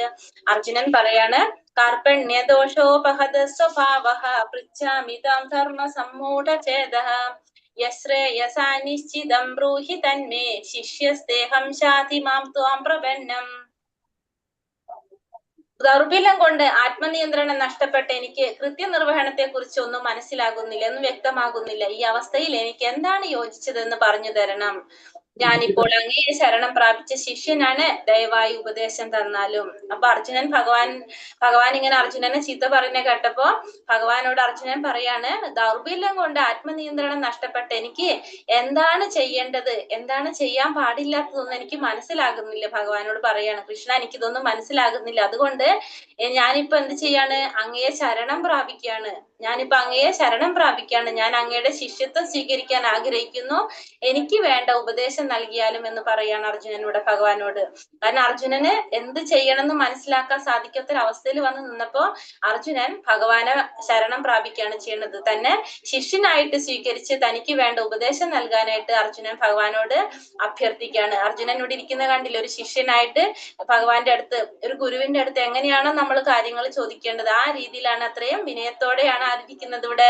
അർജുനൻ ഇരിക്കുന്നത്. കാരണം ഭഗവാന്റെ അടുത്ത് ഇത്രയും നേരം ഭഗവാനും അർജുനനും ആരായിരുന്നു? സുഹൃത്തുക്കളായിരുന്നു അല്ലെ? രണ്ടുപേരും മിത്രങ്ങളായിരുന്നു. ഇപ്പൊ എന്തായി? ഇപ്പൊ അവരുടെ ബന്ധം മാറി, ആരായി? ഗുരുവും ശിഷ്യനും തമ്മിലുള്ള ഒരു ബന്ധമായിട്ട് മാറി. ഈ ഒരു ശ്ലോകത്തിലൂടെ ഇവർ തമ്മിൽ എന്തായി? ഗുരുവും ശിഷ്യനുമായിട്ട് മാറാണ് ചെയ്യുന്നത്. അപ്പൊ അർജുനൻ ഇപ്പൊ ഭഗവാന്റെ ശിഷ്യനായി, ഭഗവാൻ ഗുരുവുമായി. അപ്പൊ ഇനിയിപ്പോ എന്താണ്? ഇനിയിപ്പോ അർജുനന് ഭഗവാൻ എന്ത് ചെയ്യാണ്? ഭഗവാൻ ഇനി ജ്ഞാനം പകർന്നു കൊടുക്കാനായിട്ട് പോകാണ്. അപ്പൊ നമുക്കറിയാം, കഴിഞ്ഞ അധ്യായത്തില് നമ്മൾ പറഞ്ഞു അർജുനൻ യുദ്ധം ചെയ്യാതിരിക്കാൻ വേണ്ടിയിട്ട് കുറച്ച് കാര്യങ്ങൾ പറഞ്ഞിട്ടുണ്ടായിരുന്നു അല്ലെ? എന്തൊക്കെയാണെന്ന് ഓർമ്മയുണ്ടോ? എന്തുകൊണ്ടാണ് അർജുനൻ യുദ്ധം ചെയ്യാൻ സമ്മതിക്കാത്തത്? എന്താ കാരണം നമ്മൾ പറഞ്ഞത്? 5 കാര്യങ്ങൾ നമ്മൾ പറഞ്ഞിട്ടുണ്ടായിരുന്നു. ഏതൊക്കെയാണെന്ന് ഓർമ്മയുണ്ടോ? മൃദുല ഹൃദയത്വം, ഭൗതിക സുഖാനുഭവങ്ങൾ, ഭൗതികമായ സുഖാനുഭവങ്ങള്, പാപം, കുടുംബ പാരമ്പര്യം, തീരുമാനം എടുക്കാൻ പറ്റാത്ത അവസ്ഥ. അപ്പൊ ഫസ്റ്റത്തെ പോയിന്റ് എന്താണ്? മൃദുല ഹൃദയത്വം. അർജുനന്റെ മൃദുല ഹൃദയത്വം. കാരണം എന്താണ്? ഇവരൊക്കെ നമുക്കറിയാം, ഭീഷ്മരും ദ്രോണാചാര്യരും പോലുള്ള ഏറ്റവും എന്താ പറയാ, അത്രയും അർജുനന് പ്രിയപ്പെട്ടവരാണ് ഇവരെല്ലാം. അവരൊക്കെ യുദ്ധത്തില് വധിക്കപ്പെടുമല്ലോ, അവരൊക്കെ കൊല്ലപ്പെട്ടു പോകുമല്ലോ, സംഭവിക്കുമല്ലോ എന്നുള്ള പ്രയാസമാണ് അർജുനന് ഏറ്റവും കൂടുതൽ. എല്ലാവരും മരണപ്പെടില്ല എന്നുള്ളതാണ് അർജുനന്റെ വിഷമം. അപ്പൊ ഭഗവാൻ അർജുനനോട് എന്താ പറയുന്നത്? അതാണ് ഇനിയിപ്പോ ഈ ശ്ലോകത്തിൽ പറയുന്നത്. അപ്പൊ ഭഗവാൻ അർജുനന്റെ മനസ്സിലെ ഒരു പ്രയാസത്തിനാണ് ഇപ്പൊ അർജുനന് ഭഗവാൻ മറുപടി പറഞ്ഞു കൊടുക്കുന്നത്. എന്താണ്? ദേഹിനോസ്മിൻ യഥാ ദേഹേ കൗമാരം യൗവനം ജര തഥാ ദേഹാന്തര പ്രാപ്തിർ ധീരസ്തത്രാന മുഹ്യതി. ശരീരസ്ഥനായ ആത്മാവ് ബാല്യത്തിൽ നിന്ന് യൗവനത്തിലേക്കും പിന്നെ വാർദ്ധക്യത്തിലേക്കും കടക്കുന്നത് പോലെ മരണശേഷം മറ്റൊരു ശരീരത്തിലേക്ക് പ്രവേശിക്കുന്നു. സമചിത്തനായ ഒരാൾക്ക് ഈ പരിണാമത്തെ പറ്റി സംഭ്രമം ഉണ്ടാവില്ല. അപ്പൊ എന്താ പറഞ്ഞു കൊടുക്കുന്നത് അർജുനൻ? അപ്പൊ ഇവരൊക്കെ മരണപ്പെട്ടു പോകൂലെന്നായിരുന്നല്ലോ അർജുനന്റെ പ്രയാസം. അപ്പൊ പറയാണ്, ശരീരസ്ഥനായ ഒരു ആത്മാവ് എന്താ ചെയ്യണത്? ആത്മാവ് എങ്ങനെ ചെയ്യണത്? ശരീരസ്ഥനായിട്ടുള്ള ഒരു ആത്മാവ് ബാല്യത്തിൽ നിന്ന് യൗവനത്തിലേക്കും പിന്നെ വാർദ്ധക്യത്തിലേക്കും കടക്കുന്നത് പോലെ. ഇപ്പൊ നമ്മളെ ശരീരം നമ്മൾ ജനിച്ചന്നാണോ പോലെയാണോ നമ്മൾ ഇപ്പൊ ഇരിക്കുന്നത്? അല്ല, നമ്മൾ ജനിച്ചപ്പോ ചെറിയൊരു കുട്ടിയായിരുന്നു. പിന്നെ അത് കഴിഞ്ഞിട്ട് നമുക്ക് എന്ത് വന്നു? നമ്മളെ ശൈശവം വന്നു, ബാല്യം വന്നു, പിന്നെ യൗവനം വന്നു, കൗമാരം, യൗവനം, വാർദ്ധക്യം, അങ്ങനെ കടന്ന് നമ്മൾ എത്തിയത് അല്ലെ. നമ്മൾ ഓരോരോ പ്രായത്തിനനുസരിച്ച് ശരീരത്തിന് മാറ്റങ്ങൾ വന്നുകൊണ്ടിരുന്നു. അപ്പോഴും ആ ശരീരത്തിൽ എന്തുണ്ട്? ആത്മാവുണ്ട്. ശരീരത്തിന് മാറ്റം സംഭവിച്ചുകൊണ്ടിരിക്കുന്നുണ്ടായിരുന്നു. പക്ഷെ ആ ശരീരം ബാല്യത്തിൽ നിന്ന് യൗവനത്തിലേക്കും പിന്നെ വാർദ്ധക്യത്തിലേക്കും വരുമ്പോഴും ആ ശരീരം എന്ത് ചെയ്തുകൊണ്ടിരിക്കും? ശരീരത്തിലെ ആത്മാവ് എന്താണ്? ആത്മാവും ആ ശരീരത്തിൽ തന്നെ ഇങ്ങനെ പോയിക്കൊണ്ടിരിക്കുന്നുണ്ടായിരുന്നു. പിന്നെ ആ ശരീരം ഉപയോഗിക്കാൻ പറ്റാത്തൊരവസ്ഥ വന്നപ്പോ എന്ത് സംഭവിച്ചു? ആ ശരീരത്തിൽ നിന്ന് മറ്റൊരു ശരീരത്തിലേക്ക് എന്ത് പ്രവേശിക്കുകയാണ് ചെയ്യുന്നത്? ആത്മാവ് പ്രവേശിച്ചു. ഇത് സമചിത്തനായിട്ടുള്ള ഒരാൾക്ക്, ഇതിനെ കുറിച്ച് അറിയുന്ന ഒരു വ്യക്തിക്ക് ഒരിക്കലും എന്തുണ്ടാകില്ല? സംഭ്രമം ഉണ്ടാവില്ല എന്ന് പറയാണ്. അപ്പൊ ശരീരസ്ഥനായിട്ടുള്ള ഒരു ആത്മാവ് ബാല്യത്തിൽ നിന്ന് യൗവനത്തിലേക്കും പിന്നെ വാർദ്ധക്യത്തിലേക്കും കടക്കുന്നത് പോലെ മരണശേഷം ഒരു ശരീരത്തിൽ നിന്ന് മറ്റൊരു ശരീരത്തിലേക്ക് പ്രവേശിക്കുന്നു. അപ്പൊ അതുകൊണ്ട് നീ എന്ത് ചെയ്യേണ്ട? നീ വിഷമിക്കേണ്ട ആവശ്യമില്ല സത്യത്തിൽ, അല്ലെ. കാരണം ഇതിനെന്ത് സംഭവിക്കുന്നില്ല? ഇവർക്ക് ആർക്കും മരണം സംഭവിക്കുന്നില്ല. കാരണം ആത്മാവ് എന്താ ചെയ്യുന്നത്? ഒരു ശരീരത്തിൽ നിന്ന് വേറൊരു ശരീരത്തിലേക്ക് പോവുകയാണ് ചെയ്യുന്നത്. കാരണം ശരീരത്തിൽ പലവിധ മാറ്റങ്ങൾ സംഭവിക്കും. അപ്പോഴും ആ ആത്മാവ് ആ ശരീരത്തിൽ തന്നെ ഇങ്ങനെ നടന്നുകൊണ്ടിരിക്കുന്നുണ്ട്. അത് കഴിഞ്ഞിട്ട് ആ ശരീരം ഉപയോഗിക്കാൻ പറ്റാതെ വരുമ്പോ ആ ശരീരത്തിൽ നിന്ന് വേറൊരു ശരീരത്തിലേക്ക് ആത്മാവ് പോവുകയാണ് ചെയ്യുന്നത്. അതുകൊണ്ട് അതിനെ കുറിച്ച് മനസ്സിലാക്കുന്ന ഒരു വ്യക്തിക്ക് ഒരിക്കലും എന്തിന്റെ ആവശ്യമില്ല? സംഭ്രമിക്കേണ്ട ആവശ്യമില്ല എന്ന് അർജുനനോട് ഭഗവാൻ ഇവിടെ പറയാണ്. അപ്പൊ ആത്മാവിനെ കുറിച്ച് പറഞ്ഞു കൊടുക്കാണ് ഇവിടെ. അപ്പൊ നമ്മളെ ശരീരവും ആത്മാവും തമ്മിലുള്ള വ്യത്യാസം എന്താണെന്ന് പറയണം. കാരണം ശരീരം എന്ന് പറഞ്ഞാൽ എന്താണ്? പഞ്ചഭൂതങ്ങൾ കൊണ്ട് നിർമ്മിച്ചതാണ് നമ്മുടെ ശരീരം. അത് നശിക്കാനുള്ളതാണ് നമ്മളെ ശരീരം.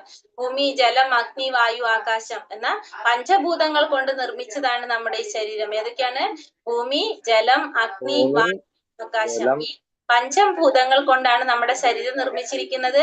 അതെന്താണ്? അതിവിടെ തന്നെ നശിച്ചു പോകുന്നതാണ് ഈ ശരീരം. ഭൂമിയിൽ തന്നെ നശിച്ചു പോകാനുള്ളത്, ഈ ഭൗതിക ലോകത്തിൽ ആ ശരീരം നശിക്കാനുള്ളതാണ്. പക്ഷെ ആത്മാവ് എന്ന് പറഞ്ഞാൽ എന്താണ്? അത് നശിക്കാത്തതാണ്, ഭഗവാന്റെ അംശമാണ്. ആത്മാവിന് ഒരിക്കലും നാശം സംഭവിക്കുന്നില്ല. പക്ഷെ ശരീരമാണെങ്കിലോ നശിച്ചു കൊണ്ടിരിക്കുന്നു എന്ന് പറയാണ് ഇവിടെ. ഇപ്പൊ നമ്മൾ പറഞ്ഞ പോലെ തന്നെ നമുക്കറിയാം, ഇവിടെ തലയോട്ടി മുതൽ കൊടുത്തിട്ടുണ്ട്, സ്കള്ള് മുതൽ കണ്ടില്ലേ? നമ്മൾ ജനിക്കും, അത് ശൈശവം വന്നു, പിന്നെന്താണ്? ബാല്യം വന്നു. ബാല്യത്തിൽ നിന്ന് നമ്മള് കൗമാരം, യൗവനം, വാർദ്ധക്യം ഇതിലേക്കൊക്കെ കടക്കുമ്പോഴും ആത്മാവ് എങ്ങനെയാണ്? ആ ശരീരത്തിൽ തന്നെ ഓരോ സ്റ്റേജസിലുമായി ആത്മാവ് ആ ശരീരത്തിൽ നിലനിൽക്കുകയാണ് ചെയ്യുന്നത്. അതിനുശേഷം ആ ശരീരം ഉപയോഗിക്കാൻ പറ്റാത്തൊരവസ്ഥ വരുമ്പോ ആത്മാവ് എന്ത് ചെയ്യും? അടുത്ത ശരീരത്തിലേക്ക് പ്രവേശിക്കുകയാണ് ചെയ്യുന്നത്. അപ്പൊ ആത്മാവിന് എന്ത് സംഭവിക്കുന്നില്ല? അവിടെ നാശം സംഭവിക്കുന്നില്ല. ശരീരം മാത്രമേ നശിക്കുന്നുള്ളൂ, ആത്മാവ് നശിക്കുന്നില്ല എന്ന് ഭഗവാൻ ഇവിടെ പറഞ്ഞു കൊടുക്കാണ്. അപ്പൊ അതിന് ഒന്നും കൂടി നമുക്ക് പറയാണ്, നമ്മൾക്ക് ഒരു കാറിന് ഉദാഹരണം വെച്ച് പറയാണ്. നമുക്ക് നമ്മളെ ശരീരം എന്ന് പറയുന്ന ആത്മാവ് ശരീരം തമ്മിലുള്ള ബന്ധം എങ്ങനെയാണ് പറയണത്? നമുക്കൊരു കാറ് പ്രവർത്തിക്കണമെങ്കിൽ നമുക്കറിയാം, ഒരു കാർ ഉണ്ടായിട്ട് കാര്യമില്ല, ഒരു ഡ്രൈവർ കൂടി ഉണ്ടെങ്കിൽ നമുക്ക് ആ കാർ ഓടിക്കാനായിട്ട് സാധിക്കുള്ളൂ അല്ലെ.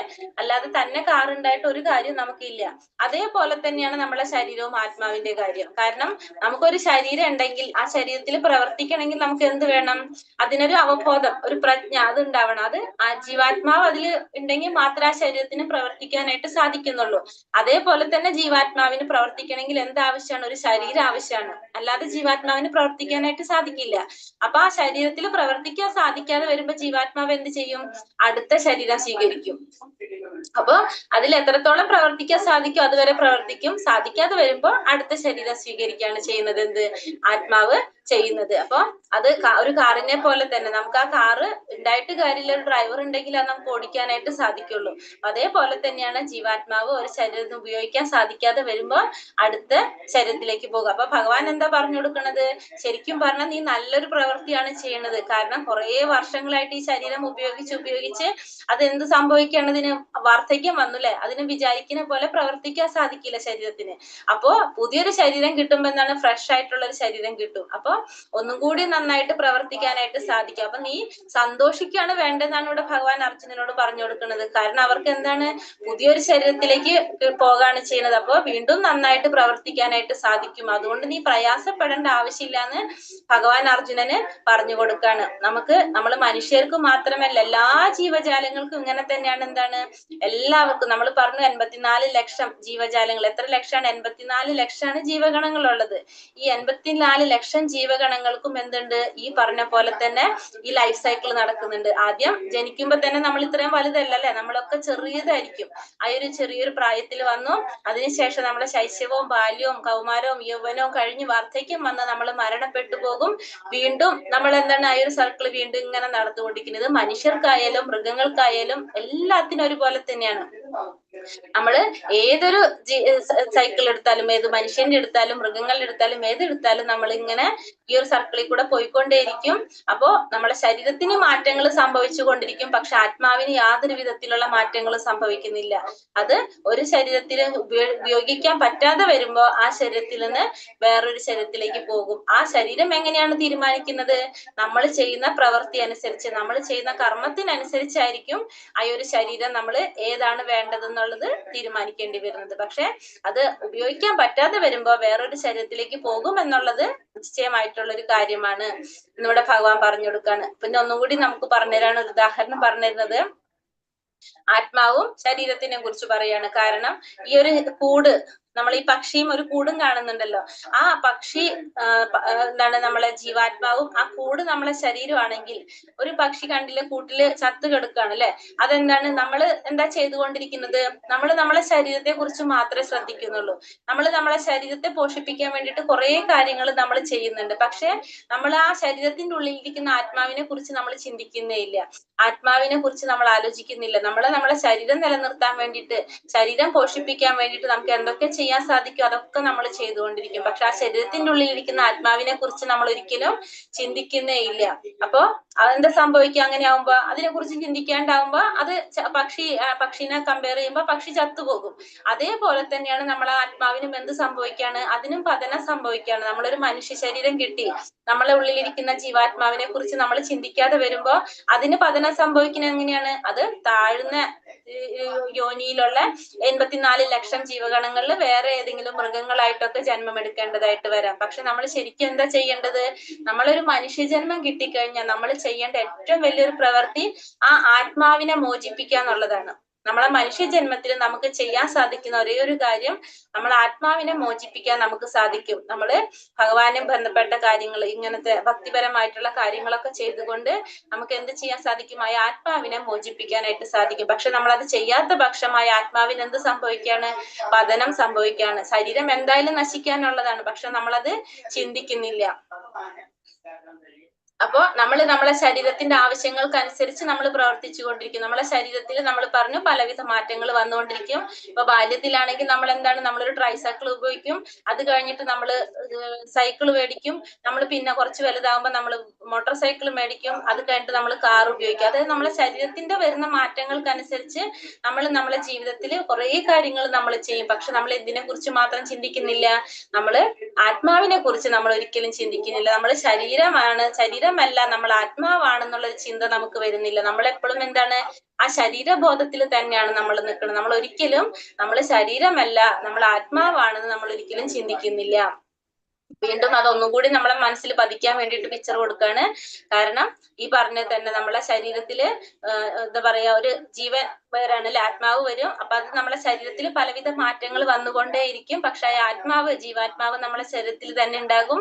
ആ ശരീരം നമുക്ക് ഉപയോഗിക്കാൻ പറ്റാതെ വാർദ്ധക്യത്തിൽ നമ്മൾ മരണപ്പെടുമ്പോ ആ ആത്മാവ് എന്ത് ചെയ്യണ്, അടുത്ത ശരീരത്തിലേക്ക് കടക്കുകയാണ് ചെയ്യുന്നത്. അപ്പൊ അടുത്ത ശരീരത്തിലേക്ക് കടക്കും. വീണ്ടും ഈ പറഞ്ഞ പോലത്തെ ശൈശവവും ബാല്യവും യൗവനവും കൗമാരവും വാർദ്ധക്യവും വന്ന് വീണ്ടും അതിങ്ങനെ ആ ഒരു സർക്കിൾ ഇങ്ങനെ നടന്നുകൊണ്ടിരിക്കും. അതാണ് നമ്മളൊക്കെ ജീവിതത്തിൽ നടന്നുകൊണ്ടിരിക്കുന്നത്. അപ്പൊ ആത്മാവിന് ഒരിക്കലും നാശമില്ല, ഈ ശരീരം മാത്രമേ നശിക്കുന്നുള്ളൂ. അപ്പൊ ശരീരത്തിൽ പലവിധ മാറ്റങ്ങൾ വന്നുകൊണ്ടിരിക്കും, പക്ഷെ ആത്മാവിന് നാശമില്ലാതെ തുടരും. അതുകൊണ്ട് തന്നെയാണ് നമ്മളെ ശരീരത്തിൽ നമ്മൾ ഈ ചെറിയൊരു പ്രായം കഴിഞ്ഞ് ഇങ്ങനെ യൗവനം വാർദ്ധക്യമൊക്കെ വന്നു കഴിഞ്ഞാലും ചിലവരെ നമ്മൾ കണ്ടിട്ടുണ്ട് ഭയങ്കര ഉഷാറിലായിരിക്കില്ല, ഭയങ്കരമായിട്ട് അവർ ഭയങ്കര പോസിറ്റീവായിട്ട് ഭയങ്കര എനർജറ്റിക് ആയിരിക്കും. കാരണം ആ ശരീരത്തിന് മാത്രമേ അവർക്ക് പ്രായം ഉണ്ടായിട്ടുള്ളൂ. പക്ഷെ അവരുടെ ആത്മാവിന്, നമ്മൾ പറഞ്ഞല്ലോ ഈ പ്രായവും ഒന്നും ആത്മാവിന് ബാധിക്കുന്നില്ല. അപ്പൊ അതുകൊണ്ട് ചിലവർ ഭയങ്കര ആക്റ്റീവായിട്ട് നമുക്ക് ഫീൽ ചെയ്യാറില്ല. അപ്പൊ അതിന്റെ റീസൺ ബേസിക്കലി എന്താണ്, നമ്മളെ ശരീരത്തിൽ നമ്മൾ പ്രത്യക്ഷത്തില് നമുക്ക് കാണുന്ന മാറ്റങ്ങളാണ് നമുക്ക് സംഭവിക്കുന്നത്. അത് ശരീരത്തിന് മാത്രമേ ബാധിക്കുന്നുള്ളൂ, ബാക്കി നമുക്ക് മാറ്റങ്ങളൊന്നും നമ്മളെ ബാധിക്കുന്നില്ല. അപ്പൊ ഈ 84 ലക്ഷം ജീവഗണങ്ങൾ ഉണ്ടെന്ന് നമ്മൾ പറഞ്ഞു. ആകെ 84 ലക്ഷം ജീവഗണങ്ങള്, അതിൽ 4 ലക്ഷം മനുഷ്യരാണ് പറയുന്നത്. ആ 84 ലക്ഷം ജീവഗണങ്ങളിൽ എല്ലാവരിലും എന്തുണ്ട്, ജീവാത്മാവുണ്ട് അല്ലെ. മനുഷ്യരിൽ മാത്രമല്ല, എല്ലാത്തിലും ഒരു ചെറിയൊരു എന്താ പറയാ, ഒരു പുൽക്കൊടി എടുത്താലും അതിലും എന്തുണ്ട്, ജീവാത്മാവുണ്ട്. അപ്പൊ എല്ലാത്തിലും എന്തുണ്ട്, ജീവാത്മാക്കളുണ്ട്. ഇവർക്കൊക്കെ എന്ത് സംഭവിക്കുകയാണ്, ഇരുന്നിട്ട് ആ ശരീരം നശിച്ചു പോകുക, ജീവാത്മാവ് കുടികൊള്ളുന്ന ആ ശരീരം നശിക്കും. പക്ഷെ ആത്മാവ് എന്ത് ചെയ്യും, അതിൽ നിന്ന് വേറൊരു ശരീരം സ്വീകരിക്കേണ്ടതായിട്ട് വരും. പക്ഷെ അത് കരയിലായാലും വെള്ളത്തിലായാലും മനുഷ്യനായാലും മൃഗങ്ങളായാലും വൃക്ഷങ്ങളായാലും പക്ഷി ലതാദികൾ ഏതൊക്കെ എടുത്തോ എല്ലാത്തിലും എന്തുണ്ട്, ജീവാത്മാവുണ്ട്. അവരിൽ എല്ലാത്തിലും പരമാത്മാവുണ്ട്. ഇത് രണ്ടും എല്ലാവരിലും ഉള്ളതാണ്, ജീവാത്മാവും പരമാത്മാവും. അത് നമുക്ക് മനസ്സിലാക്കാം. ഇതുവരെ എല്ലാവർക്കും ക്ലിയർ ആയോ? ഹരേ കൃഷ്ണ. ഹരേ കൃഷ്ണ. ക്ലിയർ ആയി മാതാജി? ഹരേ കൃഷ്ണ. ഇനി ഹരേ കൃഷ്ണ. അപ്പൊ ആത്മാവിനെ കുറിച്ച് ഇപ്പൊ ഭഗവാൻ ഇത്രയും കാര്യങ്ങള് അർജുനന് പറഞ്ഞു കൊടുത്തു. എന്തിനാണ് പറഞ്ഞു കൊടുത്തത്? അർജുനൻ അവരൊക്കെ യുദ്ധത്തിൽ മരണപ്പെടുമല്ലോ എന്നുള്ള അർജുനന്റെ പ്രയാസം കണ്ടപ്പോഴാണ് ഭഗവാൻ ഇത് പറയുന്നത് അല്ലെ. കാരണം നീ അതിനെ കുറിച്ച് പ്രയാസപ്പെടേണ്ട ആവശ്യമില്ല. കാരണം ശരീരം എന്ന് പറഞ്ഞാൽ എന്താണ്, അത് നശിക്കാനുള്ളത് തന്നെയാണ്. ശരീരത്തിന് പലവിധ മാറ്റങ്ങൾ വന്നുകൊണ്ടിരിക്കും. അപ്പൊ ആ ശരീരത്തിലും അപ്പോഴും ആ ആത്മാവ് ഉണ്ടാകും. പക്ഷെ ആ ശരീരം ഉപയോഗിക്കാൻ പറ്റാതെ വരുമ്പോ എന്ത് ചെയ്യും, ആത്മാവ് ആ ശരീരത്തിൽ നിന്ന് വേറൊരു ശരീരത്തിലേക്ക് പോകും. അപ്പൊ അതുകൊണ്ട് നമ്മൾ എന്ത് ചെയ്യുന്നില്ല, നമ്മളൊരാളും കൊല്ലുന്നില്ല, അല്ലെങ്കിൽ അവരാരും വധിക്കപ്പെടുന്നില്ല. കാരണം ശരിക്കും നീ ചെയ്യുന്നത് നല്ലൊരു പ്രവൃത്തിയാണ്. കാരണം എന്താണ്, ആ ശരീരത്തിൽ നിന്ന് ഇത്തിരിയും കൂടി എനർജറ്റിക് ആയിട്ടുള്ള നല്ലൊരു ശരീരം സ്വീകരിക്കാനാണ് അവർക്ക് സാധിക്കുന്നത്. ഇത്തിരിയും കൂടി ഉയർന്ന രീതിയിൽ ഉള്ള, കാരണം ചെയ്യുന്ന പ്രവർത്തികൾ പുണ്യകർമ്മങ്ങളാണെങ്കിൽ സ്വാഭാവികമായിട്ടും കുറച്ചും കൂടി ഉയർന്ന രീതിയിലായിരിക്കും ജന്മം കിട്ടുന്നത്. അപ്പൊ അതുകൊണ്ട് നല്ലൊരു കാര്യമാണ് ചെയ്യുന്നത് എന്നാണ് ഇവിടെ ആര് പറഞ്ഞു കൊടുക്കുന്നത്, അർജുനന് ഭഗവാൻ പറഞ്ഞു കൊടുക്കാണ്. ഇനി അടുത്തത് എന്താ പറയണത്, മാത്രാ സ്പർശാസ്തു കൗന്ദേയ ശീതോഷ്ണ സുഖ ദുഃഖദാഹ ആഗമാപായിനോ നിത്യ സാംസിദിശ്വസ ഭാരത. ഇനി എന്താ പറഞ്ഞേ, ഹേ കുന്തിപുത്ര, ക്ഷണികങ്ങളായ സുഖദുഃഖങ്ങളുടെ വരവും പോക്കും മഞ്ഞുകാലത്തിന്റെയും വേനൽക്കാലത്തിന്റെയും ഗതിവിഗതികൾ പോലെയാണ്. ഇന്ദ്രിയ അനുഭൂതികളിൽ നിന്നാണ് ഇത് ഉണ്ടാകുന്നത്. ഹേ ഭാരത, അവയെ അസ്വസ്ഥനാകാതെ സഹിക്കാൻ ഒരാൾ പഠിക്കണം. അപ്പോ ഇതെന്തിനാ പറയുന്നത്, ഇതെന്തിനെ കുറിച്ച് പറയുന്നതാണെന്ന് തോന്നുന്നുണ്ട്? ആർക്കെങ്കിലും ഐഡിയ ഉണ്ടോ? ഹരേ കൃഷ്ണ. ഹരേ കൃഷ്ണ. എന്താണ് രണ്ടാമത്തെ കാര്യം എന്താ പറഞ്ഞത്, സുഖ ദുഃഖങ്ങൾ അല്ലെ, ജീവിതത്തിലെ ഭൗതിക സുഖാനുഭവങ്ങളല്ലേ രണ്ടാമത്തെ പോയിന്റ് പറഞ്ഞത് അർജുനൻ. അപ്പോ ഭഗവാൻ ഇവിടെ എന്താ പറഞ്ഞു കൊടുക്കുന്നത്? മാത്ര സ്പർശാസ്തു കൗന്ദേയ ശീതോഷ്ണാസുഖ ദുഃഖദാഹ ആഗമാപായിനോ നിത്യാസ്താംസി ദിശ്വസ ഭാരത. ഹേ കുന്തിപുത്ര, അർജുനനെ വിളിക്കാണ്. കുന്തി ദേവിയുടെ മകനാണ് അർജുനൻ. കുന്തിപുത്ര, ക്ഷണികങ്ങളായ സുഖദുഃഖങ്ങളുടെ വരവും പോക്കും മഞ്ഞുകാലത്തിന്റെയും വേനൽക്കാലത്തിന്റെയും ഗതിവിഗതികൾ പോലെയാണ്. അപ്പോ ഈ സുഖ ദുഃഖങ്ങൾ എന്ന് പറഞ്ഞാൽ എന്താണ്? അത് ക്ഷണികമാണ് എന്ന് പറയാണ് ഭഗവാൻ അർജുനനോട്. ഭൗതികമായിട്ടുള്ള സുഖാനുഭവങ്ങളെ കുറിച്ചല്ല നീ ഇനി അടുത്തത് പറയുന്നത്. അതെന്താണ്? അത് ക്ഷണികമായിട്ടുള്ള കാര്യമാണ്. ഈ മഞ്ഞുകാലവും വേനൽക്കാലത്തിന്റെ വരവും പോക്കും പോലെയാണത്. മഞ്ഞുകാലം വരും, വേനൽക്കാലം വരും, പിന്നെ മഞ്ഞ് വരും, പിന്നെയും വേനൽ വരും. അതേപോലെയാണ് സുഖവും ദുഃഖവും. നമുക്ക് ഒരാൾക്കും സ്ഥിരമായിട്ട് സുഖം ഉണ്ടാവില്ല, സ്ഥിരമായിട്ട് ദുഃഖം ഉണ്ടാവില്ല. അത് എങ്ങനെ ഉണ്ടാകുന്നതാണ്? ഇന്ദ്രിയ അനുഭൂതിയിൽ നിന്ന് ഉണ്ടാകുന്നതാണ്. അതുകൊണ്ട് നീ എന്ത് ചെയ്യണം? അതിനെ സഹിക്കാൻ പഠിക്കണം എന്നാണ് അർജുനനോട് ഭഗവാൻ പറഞ്ഞു കൊടുക്കുന്നത്. കാരണം ഈ മഞ്ഞുകാലത്തിന്റെയും വേനൽക്കാലത്തിന്റെയും ഗതിവിഗതികൾ പോലെയാണ് ഈ സുഖവും ദുഃഖവും എന്ന് പറഞ്ഞത്. അത് ഇടയ്ക്ക് വരും, സുഖം ഉണ്ടാവും, ഇടയ്ക്ക് ദുഃഖം നമുക്ക് വരും. അല്ലാതെ സ്ഥിരമായിട്ട് ഒരാൾക്ക് സുഖം ഉണ്ടാവില്ല, സ്ഥിരമായിട്ട് ഒരാൾക്ക് ദുഃഖം ഉണ്ടാവില്ല എന്ന് ഭഗവാൻ പറയാണ്. ഇത് എങ്ങനെയാണ് നമുക്ക് ഫീൽ ചെയ്യുന്നത്? ഇന്ദ്രിയ അനുഭൂതികളിൽ നിന്നാണ് നമുക്കത് ഫീൽ ചെയ്യുന്നത്. അതായത് ഇപ്പൊ എനിക്ക് തോന്നുന്ന സുഖം വേറൊരാളുടെ ദുഃഖമായിരിക്കാം. അവരുടെ ദുഃഖം, അവരുടെ സുഖം എന്റെ ദുഃഖമായിരിക്കും. അത് എന്റെ ഇന്ദ്രിയ അനുഭൂതി കൊണ്ടാണ് അത് ഉണ്ടാകുന്നത്. ഇപ്പൊ എനിക്ക് ഒരു കാര്യത്തിൽ സന്തോഷം തോന്നിക്കഴിഞ്ഞാൽ അത് വേറൊരാൾക്ക് ചിലപ്പോൾ ദുഃഖമായിരിക്കും ഉണ്ടാവുന്നത്. അവർക്ക് അതിൽ സന്തോഷം തോന്നിക്കഴിഞ്ഞാൽ ചിലപ്പോൾ എനിക്കത് ദുഃഖമായിരിക്കാം. അപ്പൊ അതെന്താണ്? നമ്മൾ എങ്ങനെയാണോ അതിനെ കാണുന്നത്, നമ്മളെ ഇന്ദ്രിയ അനുഭൂതി കൊണ്ടാണ് നമുക്കത്. ഇപ്പൊ നമ്മളൊരു വണ്ടി മേടിച്ചാല്, ഒരു എക്സാമ്പിൾ പറയാണ്, ഞാൻ ഇന്നൊരു പുതിയൊരു കാറ് മേടിച്ചാൽ എനിക്ക് ഭയങ്കര സന്തോഷമായിരിക്കും. ചിലപ്പോ അത് കാണാൻ ആഗ്രഹിക്കാത്തൊരു വ്യക്തിക്ക് അതൊരു ദുഃഖമായിരിക്കും അല്ലെ? അപ്പൊ അവരെ സംബന്ധിച്ച് അത് ദുഃഖത്തിന് ഇടവരുത്താണ്, എന്നെ സംബന്ധിച്ച് അത് സന്തോഷത്തിന് ഇടവരുത്താണ്. അപ്പൊ ഈ സുഖദുഃഖം എന്ന് പറയുന്നത് നമ്മുടെ ഇന്ദ്രിയാനുഭൂതി കൊണ്ടാണ് നമുക്കത് ഉണ്ടാകുന്നത്. അതെങ്ങനെയാണ്? അത് സ്ഥിരമായിട്ടുള്ളതല്ല. അത് ഇടയ്ക്ക് വരും, സുഖം വരും, ഇടയ്ക്ക് നമുക്ക് ദുഃഖം ഉണ്ടാവും. അപ്പൊ രണ്ടും മാറിക്കൊണ്ടിരിക്കുന്നതാണ്.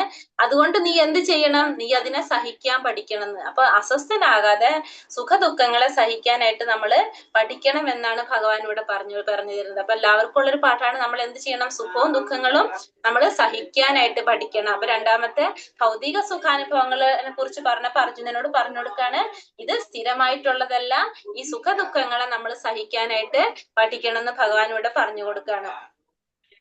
അത് എങ്ങനെയാണ്? വൃക്ഷത്തിനെ പോലെ. ഒരു വൃക്ഷം എങ്ങനെയാണ്? വൃക്ഷത്തിൽ നമുക്കറിയാലേ, മഞ്ഞുകാലം ഉണ്ടാവും, വേനൽക്കാലം ഉണ്ടാവും, പിന്നെ ചൂടുകാലം, ഇതൊക്കെ ഉണ്ടായിക്കൊണ്ടിരിക്കും. പല രീതിയിലും നമുക്കിങ്ങനെ വന്നുകൊണ്ടിരിക്കും. പക്ഷെ ആ വൃക്ഷത്തിൽ ചില സമയത്ത് നിറച്ചിലകളായിരിക്കും. മഴക്കാലത്ത് മഞ്ഞുകാലം വന്നു കഴിഞ്ഞാൽ ഇലകൾ മുഴുവനും കൊഴിഞ്ഞു പോകും. അങ്ങനെ പല രീതിയിലും വരും വൃക്ഷം. പക്ഷെ ആ വൃക്ഷം അപ്പോഴും എന്താണ്? അതേപോലെ തന്നെ നിലകൊള്ളാണ് വൃക്ഷം അല്ലെ? അപ്പൊ ആ ഒരു വൃക്ഷത്തെ പോലെ നമ്മൾ എന്താണ്? സഹിഷ്ണുതയുള്ളവരായിരിക്കണം. ഒരു വൃക്ഷത്തെ പോലെ നമ്മൾ സഹിക്കാൻ പഠിക്കണം എന്നാണ് ഭഗവാൻ ഇവിടെ അർജുനന് പറഞ്ഞു കൊടുക്കുന്നത്. അപ്പൊ സുഖവും ദുഃഖവും ഒക്കെ നമ്മളെ ലൈഫിൽ വന്നുകൊണ്ടിരിക്കും. നമ്മൾ എന്ത് ചെയ്യണം? അതിനെ ഒരു വൃക്ഷത്തെ പോലെ നമ്മൾ സഹിക്കാനായിട്ട് പഠിക്കണം എന്ന് പറയാണ് ഭഗവാൻ. ഒന്നുകൂടെ ചൊല്ലുമോ? മാത്ര സ്പർശാസ്തു കൗന്ദേയ ശീതോഷ്ണ സുഖ ദുഃഖദാഹ ആഗമാപായിനോ നിത്യ സാംസി ദിശ്വസ ഭാരത. മാത്ര സ്പർശാസ്തു കൗന്ദേയ ശീതോഷ്ണ സുഖ ദുഃഖദാഹ ആഗമാപായിനോ നിത്യ സാംസി ദിശ്വസ ഭാരത. അപ്പൊ സുഖ ദുഃഖങ്ങൾ നമ്മൾ സഹിക്കാൻ പഠിക്കണം. അപ്പൊ സന്തോഷമായാലും ദുഃഖമായാലും നമുക്ക് അത് സ്ഥിരമായിട്ടുള്ളതല്ല, അത് ക്ഷണികമാണ്. അത് കുറച്ച് സമയത്തേക്കാണ് നമുക്ക് ഉണ്ടാകുന്നത്. അപ്പൊ നമ്മൾ അതിനെന്ത് ചെയ്യണം? സഹിക്കാനായിട്ട് പഠിക്കണം എന്നാ പറയുന്നത്. അപ്പൊ സുഖ ദുഃഖങ്ങൾ നമ്മൾ സഹിക്കാൻ പഠിക്കണം. പിന്നെ ഇനി അടുത്തത് വീണ്ടും ഭഗവാൻ, അർജുനനും തെളിച്ചം വരുന്നില്ല മുഖത്തിൽ. അർജുനൻ ഇപ്പോഴും പ്രയാസമാണ്. കാരണം അവരെ പറ്റി തന്നെയാണ് അർജുനൻ ആലോചിച്ചുകൊണ്ടിരിക്കുന്നത്. അപ്പൊ ഭഗവാൻ വീണ്ടും ആത്മാവിനെ കുറിച്ച് പറഞ്ഞു കൊടുക്കാണ് ഭഗവാൻ അർജുനൻ. എന്താണ് പറയുന്നത്? ന ജായതേ മ്രിയതേ വാ കദാചിത് നായം ഭൂത്വാ ഭവിതാ വാ ന ഭൂയഃ അജോ നിത്യ ശാശ്വതോയം പുരാണോ ന ഹന്യതേ ഹന്യമാനേ ശരീരേ. ആത്മാവിനൊരിക്കലും ജനന മരണങ്ങളില്ല, അത് ഉണ്ടായിട്ടില്ല, ഉണ്ടാകുന്നില്ല, ഭാവിയിൽ ഉണ്ടാവുകയുമില്ല. അജനും നിത്യനും ശാശ്വതനും പ്രാചീനനുമാണത്. ശരീരം നശിക്കുമ്പോൾ അതിന് മരണമില്ല. അപ്പൊ ആത്മാവിന് എന്തില്ല എന്ന് പറഞ്ഞത്? ആത്മാവിനൊരിക്കലും ജനന മരണങ്ങളില്ല, അത് ഇതുവരെ ഉണ്ടായിട്ടില്ല. ഇനി ഉണ്ടാകാനും പോകുന്നില്ല ഭാവിയിലും. അജനാണ്, നിത്യനാണ്, ശാശ്വതനാണ്, പ്രാചീനനാണ്. ശരീരം നശിച്ചു പോകുന്നു, പക്ഷെ ആത്മാവ് നാശമില്ലാതെ തുടരുന്നു. അപ്പൊ ആത്മാവിനെ നമുക്കൊന്നും ചെയ്യാൻ സാധിക്കില്ല. ആത്മാവിന് ഒരിക്കലും നാശം സംഭവിക്കുന്നില്ല. അത് ജനന മരണങ്ങൾ ഇല്ലാത്തതാണ്. അപ്പൊ അതുകൊണ്ട് നീ വെറുതെ പ്രയാസപ്പെടേണ്ട ആവശ്യമില്ല എന്നുള്ളത് ഇവിടെ ഭഗവാൻ പറഞ്ഞു കൊടുക്കാണ്. അതെങ്ങനെയാ പറയുന്നത്? ഇനി വംസാസി ജീർണാനി യഥാ വിഹായ നവാനി ഗൃഹണാതി നരോപരാണി തഥാ ശരീരാണി വിഹായ ജീർണ നന്യാനി സംയാതി നവാനി ദേഹി. പഴകിയ ഉടുപ്പുകൾ മാറ്റി പുതിയ എടുത്തണിയുന്നത് പോലെ ജീർണിച്ച് ഉപയോഗിക്കാൻ കൊള്ളാത്തതായ ഭൗതിക ശരീരങ്ങൾ ഉപേക്ഷിച്ച് ദേഹി പുതുദേഹങ്ങൾ സ്വീകരിക്കുന്നു. അപ്പൊ ഇവിടെ ആത്മാവിന്റെ പുതിയൊരു പേര് നമ്മൾ പഠിക്കാണ് ദേഹി. ആത്മാവിനെ പറയുന്നതാണ് ദേഹി. ദേഹി എന്താണ്? പുതിയ ദേഹങ്ങൾ സ്വീകരിക്കുന്നു, പുതിയ ശരീരം സ്വീകരിക്കണം. എങ്ങനെ? നമ്മൾ പറയണ പഴകിയ ഉടുപ്പുകൾ മാറ്റിയിട്ട് പുതിയത് അടുത്ത് അണിയുന്നത് പോലെ. നമ്മൾ കേടായ ഡ്രസ്സ് നമ്മൾ എന്ത് ചെയ്യും? അത് കളഞ്ഞിട്ട് പുതിയ ഡ്രസ്സ് നമ്മൾ മേടിക്കും. അതേപോലെ തന്നെയാണ് ഈ ആത്മാവ് ചെയ്യുന്നത്. ആത്മാവിന് ഉപയോഗിക്കാൻ പറ്റാതെ വരുമ്പോ, ആ ശരീരത്തിന് പ്രായം വന്ന ശരീരം ഉപയോഗിക്കാൻ പറ്റാതെ വരുമ്പോ ആത്മാവ് എന്ത് ചെയ്യണ്? ആ ശരീരത്തിൽ നിന്നും പുതിയൊരു ശരീരത്തിലേക്ക് മാറും. അതായത് നമ്മള് കേടായ ഡ്രസ്സ് മാറ്റിയിട്ട് പുതിയ ഡ്രസ്സ് എടുത്ത് അണിയുന്നത് പോലെ ആണ് ആത്മാവ് എന്ത് ചെയ്യണത്? ഒരു ശരീരത്തിൽ നിന്നും പുതിയൊരു ശരീരം സ്വീകരിക്കുന്നത് എന്ന് പറയണം. അപ്പൊ ശരിക്കും നമ്മൾക്ക് നാശം സംഭവിക്കുന്നില്ല. കാരണം ശരീരം നശിക്കാനുള്ളതാണ്. അത് ഭൗതിക, നമ്മൾ പറഞ്ഞു പഞ്ചഭൂതങ്ങൾ കൊണ്ട് നിർമ്മിച്ചതാണ്. ആ ശരീരം നശിക്കാനുള്ളതാണ്. ആ നശിക്കാനുള്ള ശരീരം ഉപേക്ഷിച്ചുകൊണ്ട് ആത്മാവ് എന്ത് ചെയ്യും? പുതിയൊരു ശരീരം സ്വീകരിക്കുകയാണ് ചെയ്യുന്നത്. അപ്പൊ നമ്മൾ ഈ പറഞ്ഞത് തന്നെ എന്താണ്? കേടായ ഡ്രസ്സ് മാറ്റിയിട്ട് പുതിയ ഡ്രസ്സ് എടുത്ത് അണിയുന്നത് പോലെ തന്നെയാണ് ആത്മാവ് ആ ശരീരം ഉപേക്ഷിച്ച് പുതിയ ശരീരം സ്വീകരിക്കുന്നത്. പിന്നെ ഇനി എന്താ പറയണത്? ആത്മാവിനെ കുറിച്ച് പറയുന്നു. നൈനം ചിന്തന്തി ശസ്ത്രാണി നൈനം ദഹതി പാവകാഹ ന ചൈനം ക്ലതയന്ത്യോപോ നാശോഷായതി മാരുതഃ. ആത്മാവിനെ ആയുധങ്ങൾക്ക് മുറിക്കാനാവില്ല, അഗ്നിക്ക് ദഹിപ്പിക്കാനോ വെള്ളത്തിന് നനയ്ക്കാനോ കാറ്റിന് ശോഷിപ്പിക്കാനോ കഴിയില്ല. ഇനി ആത്മാവിന്റെ പ്രത്യേകതകൾ പറയാണ്. ആത്മാവിനെ നമുക്ക് ആയുധങ്ങൾ കൊണ്ട് മുറിക്കാൻ സാധിക്കില്ല, പിന്നെ അഗ്നി കൊണ്ട് ദഹിപ്പിക്കാൻ സാധിക്കില്ല, വെള്ളത്തില് നനയ്ക്കാനോ കാറ്റിനെ കൊണ്ട് ശോഷിപ്പിക്കാനോ ഒന്നും ആത്മാവിനെ സാധിക്കില്ല. ആത്മാവിനെ നമുക്ക് ഒന്നും ചെയ്യാൻ സാധിക്കില്ല. ആത്മാവ് ഭഗവാന്റെ ഒരു അംശമാണ് നമ്മൾ പറഞ്ഞു. ആത്മാവിനെ ആയുധങ്ങൾ കൊണ്ട് മുറിക്കാൻ പറ്റില്ല, അഗ്നിയെ കൊണ്ട് ദഹിപ്പിക്കാൻ സാധിക്കില്ല, വെള്ളം കൊണ്ട് നനയ്ക്കാനോ കാറ്റിനെ കൊണ്ട് ശോഷിപ്പിക്കാനോ സാധിക്കില്ല. ഇതൊന്നും നമുക്ക് ആത്മാവിനെ ചെയ്യാൻ സാധിക്കില്ല. പക്ഷെ ഇതെല്ലാം നമുക്ക് എന്ത് ചെയ്യാനായിട്ട് സാധിക്കും? ശരീരത്തിൽ നടക്കും. പക്ഷെ ആത്മാവിനെ നമുക്കൊന്നും ചെയ്യാനായിട്ട് സാധിക്കില്ല. കാരണം വെള്ളം കൊണ്ട് നനയ്ക്കാനോ അഗ്നിയെ കൊണ്ട് ദഹിപ്പിക്കാനോ ഒന്നും സാധിക്കില്ല. ആത്മാവ് ഭഗവാന്റെ തന്നെ അംശമാണ്. ആത്മാവിനെ നമുക്കൊന്നും ചെയ്യാനായിട്ട് സാധിക്കില്ല. അപ്പൊ ആത്മാവിനെ കുറിച്ച് ഇത്രയും കാര്യങ്ങൾ ഭഗവാൻ അർജുനന് പറഞ്ഞു കൊടുത്തു. ആദ്യം പറഞ്ഞു, എന്താ പറഞ്ഞത്? നമ്മൾ പറഞ്ഞു ആ ശരീരം ഉപയോഗിക്കാൻ പറ്റാതെ വരുമ്പോ ആത്മാവ് ആ ശരീരത്തിൽ നിന്ന് വേറെ ശരീരത്തിലേക്ക് പോകും എന്ന് പറഞ്ഞു കൊടുത്തു. പിന്നെ പറഞ്ഞു അത് പോട്ടെ, അല്ലെങ്കിൽ ആത്മാവിന് നാശമില്ലാത്തതുകൊണ്ട് അതിനെ നമുക്ക് വധിക്കാനൊന്നും പറ്റില്ല. എന്നിട്ടും അർജുനൻ ഇങ്ങനെ മനസ്സിൽ വിഷമം വന്ന് നിൽക്കുമ്പോ ഭഗവാൻ ഇനി അടുത്ത പോയിന്റ് പറഞ്ഞു കൊടുക്കണം. എന്താണ്?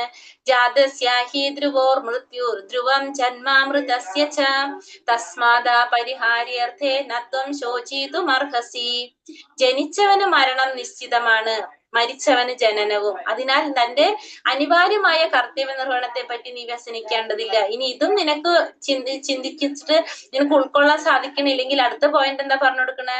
നമ്മൾ ജനിച്ചു കഴിഞ്ഞാല് മരിക്കുക എന്നുള്ളത് നിർബന്ധമാണത്. അത് നമ്മൾ അനുസരിച്ചേ പറ്റൂ. അത് നമ്മൾ എന്താ പറയണത്? ആ ഒരു കറക്റ്റ് ആയിട്ട് ചെയ്യേണ്ട ഒരു കാര്യമാണത്. ജനിച്ചു കഴിഞ്ഞാൽ മരിക്കുക എന്നുള്ളതും മരിച്ചു കഴിഞ്ഞാൽ വീണ്ടും ജന്മം എടുക്കുക എന്നുള്ളതും അത് നടന്നുകൊണ്ടിരിക്കുന്ന ഒരു പ്രവൃത്തിയാണ്, ഒരു കാര്യമാണത്. അപ്പൊ അതുകൊണ്ട് നീ എന്തിനെ കുറിച്ച് ചിന്തിക്കേണ്ട? നീ അതിനെ കുറിച്ച് ആലോചിക്കേണ്ട. നീ ഇപ്പൊ യുദ്ധത്തിൽ നീ അവരെ വധിച്ചില്ലെങ്കിലും അവർ വധിക്കപ്പെടും, അവർ കൊല്ലപ്പെടും എങ്ങനെയെങ്കിലും. കാരണം എന്താണ്?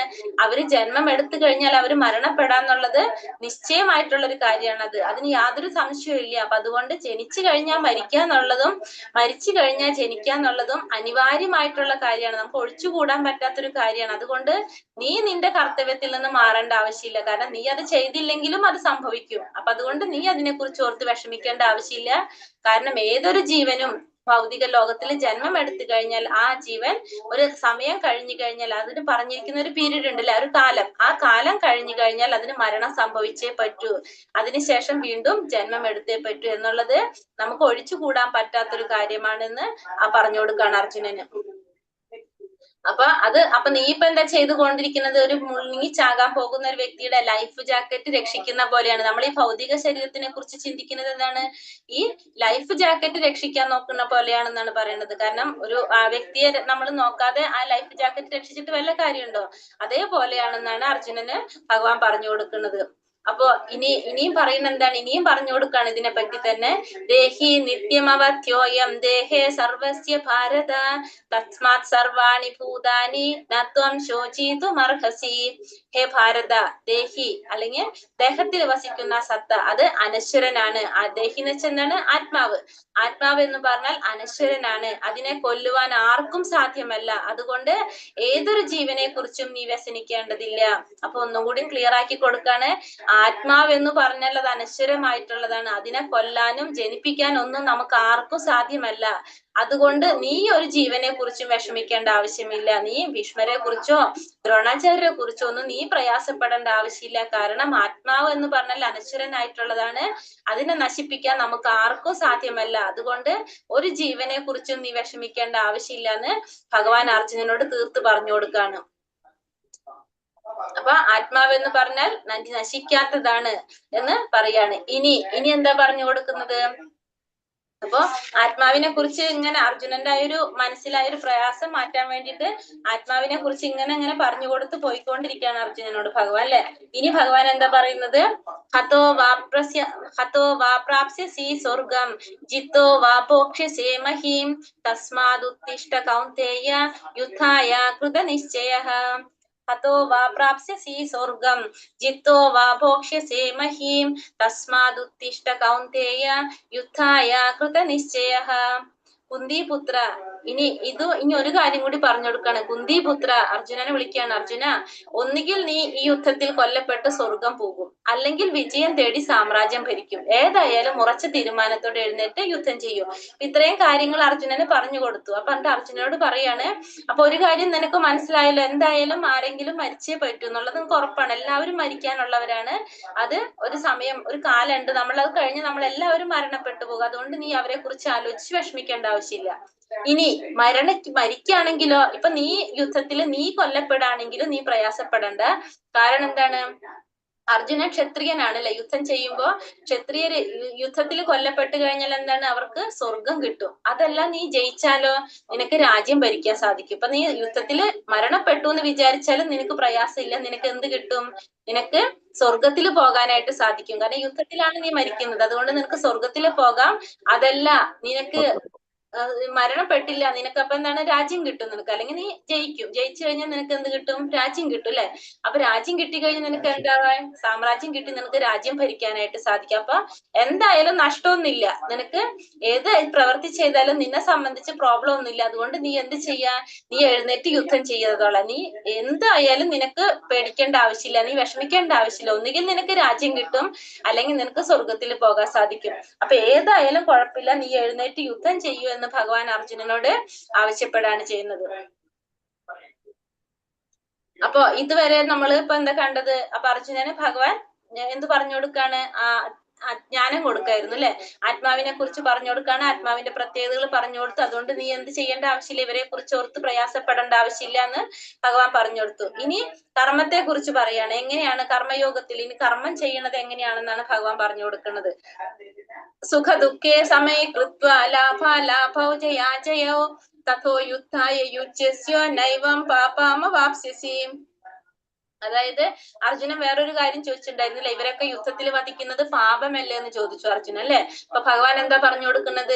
നീ യുദ്ധത്തിന് വേണ്ടി മാത്രം നീ യുദ്ധം ചെയ്യണം. അല്ലാതെ ഫലം സന്തുഷ്ടിയാണോ, സന്താപമാണോ, നഷ്ടമാണോ, ലാഭമാണോ, ജയമാണോ, തോൽവിയാണോ എന്നതിനെ കുറിച്ച് ഒരിക്കലും ഓർക്കരുത്. എന്നാൽ നിനക്കൊരിക്കലും പാപമേൽക്കില്ല. അപ്പൊ നീ പാപമാണെന്ന് പറഞ്ഞു കഴിഞ്ഞാൽ നിനക്ക് എന്താണ്? നീ യുദ്ധം ചെയ്യുക. എങ്ങനെയായിരിക്കണം യുദ്ധം ചെയ്യേണ്ടത്? യുദ്ധത്തിന് വേണ്ടി മാത്രം നീ യുദ്ധം ചെയ്യണം. അല്ലാതെ ആ യുദ്ധത്തിന്റെ ഫലം നീ ആഗ്രഹിക്കരുത്. ആ യുദ്ധം നീ ചെയ്യണം, ആ യുദ്ധത്തിന്റെ ഫലം നമ്മൾ ആഗ്രഹിക്കരുത്. കർമ്മയോഗത്തെ കുറിച്ച് പറയാണ് ഇവിടെ. നീ കർമ്മം ചെയ്യണം, പക്ഷെ ആ കർമ്മത്തിന്റെ ഫലം നീ ആഗ്രഹിക്കരുത്. അതില് ഫലം സന്തുഷ്ടിയാകാം, സന്താപമാകാം, ചിലപ്പോ നഷ്ടമായിരിക്കാം, ചിലപ്പം ലാഭമായിരിക്കാം, ചിലപ്പോ ജയിച്ചിട്ടുണ്ടാവാം, ചിലപ്പോ തോറ്റിട്ടുണ്ടാവാം. പക്ഷെ അതിനെ കുറിച്ച് നമ്മൾ ഒരിക്കലും ഓർക്കാൻ പാടില്ല. അങ്ങനെ ചെയ്തു കഴിഞ്ഞാൽ നിനക്ക് ഒരിക്കലും എന്തുണ്ടാവില്ല, പാപമേൽക്കില്ല. കാരണം ഞാൻ ക്ഷത്രിയനാണ്, ക്ഷത്രിയന്റെ ധർമ്മം എന്താണ്, യുദ്ധം ചെയ്യുക എന്നുള്ളതാണ് എന്ന് മാത്രം ചിന്തിച്ചുകൊണ്ട് നീ യുദ്ധം ചെയ്യുക. അതല്ലാതെ നമ്മളൊരു വൈരാഗ്യ ബുദ്ധിയോടെ നമുക്ക് കുറെ നാളെ എന്നെ ഉപദ്രവിച്ചതാണ് ഇവർക്ക് നന്നായിട്ട് ഇവരെ ഉപദ്രവിക്കണം എന്നൊന്നും ചിന്തിച്ചുകൊണ്ട് നമ്മൾ യുദ്ധം ചെയ്യാതെ, നമ്മളെ കടമയാണ് യുദ്ധം ചെയ്യാന്നുള്ളത്. കാരണം ഞാൻ ക്ഷത്രിയനാണ്, എന്റെ ഡ്യൂട്ടി ഞാൻ ചെയ്യുന്നു എന്നല്ലാതെ അതിൽ നിന്ന് ഫലം ആഗ്രഹിക്കാൻ പാടില്ല. ഫലം ആഗ്രഹിച്ചു കഴിഞ്ഞാൽ എന്ത് കിട്ടും, പാപം കിട്ടും.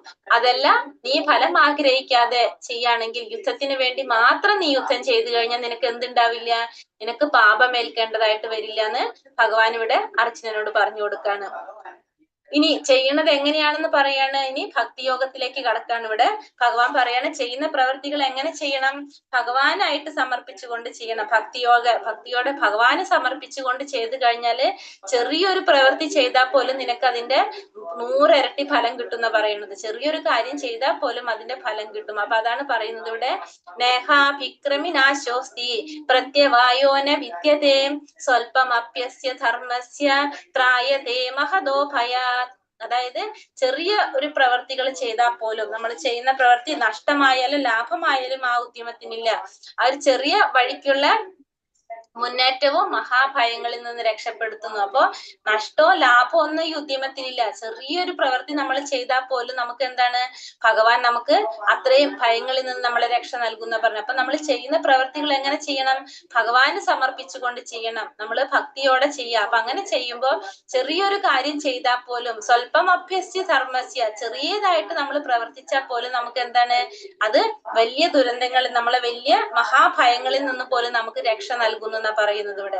അപ്പൊ ഭഗവാൻ, അത് നമുക്ക് അറിയാവുന്നതാണ് അല്ലെ, നമ്മൾ ഒരു സ്റ്റെപ്പ് ഭഗവാന്റെ അടുത്തേക്ക് മുന്നോട്ട് വെച്ച് കഴിഞ്ഞാൽ ഒരു 10 സ്റ്റെപ്പ് ഭഗവാൻ ഇങ്ങോട്ട് വെക്കും നമ്മളെ അടുത്തേക്ക്.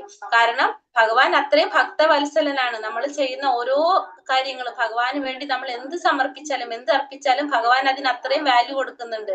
അപ്പൊ ഭഗവാൻ നമ്മളെന്താണ്, മഹാഭയങ്ങളിൽ നിന്ന് പോലും രക്ഷിക്കും. ഒരിക്കലും നമുക്ക് എന്ത് സംഭവിക്കുന്നില്ല അവിടെ, നമുക്കിതൊന്നും നഷ്ടമാകുന്നില്ല. നമ്മൾ ചെയ്യുന്ന ചെറിയൊരു പ്രവൃത്തിക്ക് പോലും അതിന് തക്കതായ പ്രതിഫലം ലഭിക്കുന്നു എന്ന് പറഞ്ഞാൽ, നമ്മളെ യോഗ്യതയ്ക്ക് അനുസരിച്ചുള്ള പ്രതിഫലം ഭഗവാൻ നൽകും. അതാണ് ഭക്തിയോഗത്തിലൂടെ ഭഗവാനോട് അർജുനന് പറഞ്ഞു കൊടുക്കുന്നത്. ഇനി വ്യവസായാത്മിക ബുദ്ധിരേഖേഹ കുരു നന്ദന ബഹുശാഖ ഹനന്താശ ബുദ്ധയോ വ്യവസായിനാം. ഈ വഴിക്ക് പോകുന്നവർ നിശ്ചയദാർഢ്യമുള്ളവരാണ്, ലക്ഷ്യവും ഒന്നു മാത്രം. കുരുനന്ദന, ദൃഢനിശ്ചയമില്ലാത്തവരുടെ ബുദ്ധിയാകട്ടെ പല ശാഖകളോട് കൂടിയതുമാണ്. അപ്പോ ഈ വഴിക്ക് പോകുന്നവരെങ്ങനെയാണ്, നിശ്ചയദാർഢ്യമുള്ളവരാണ്.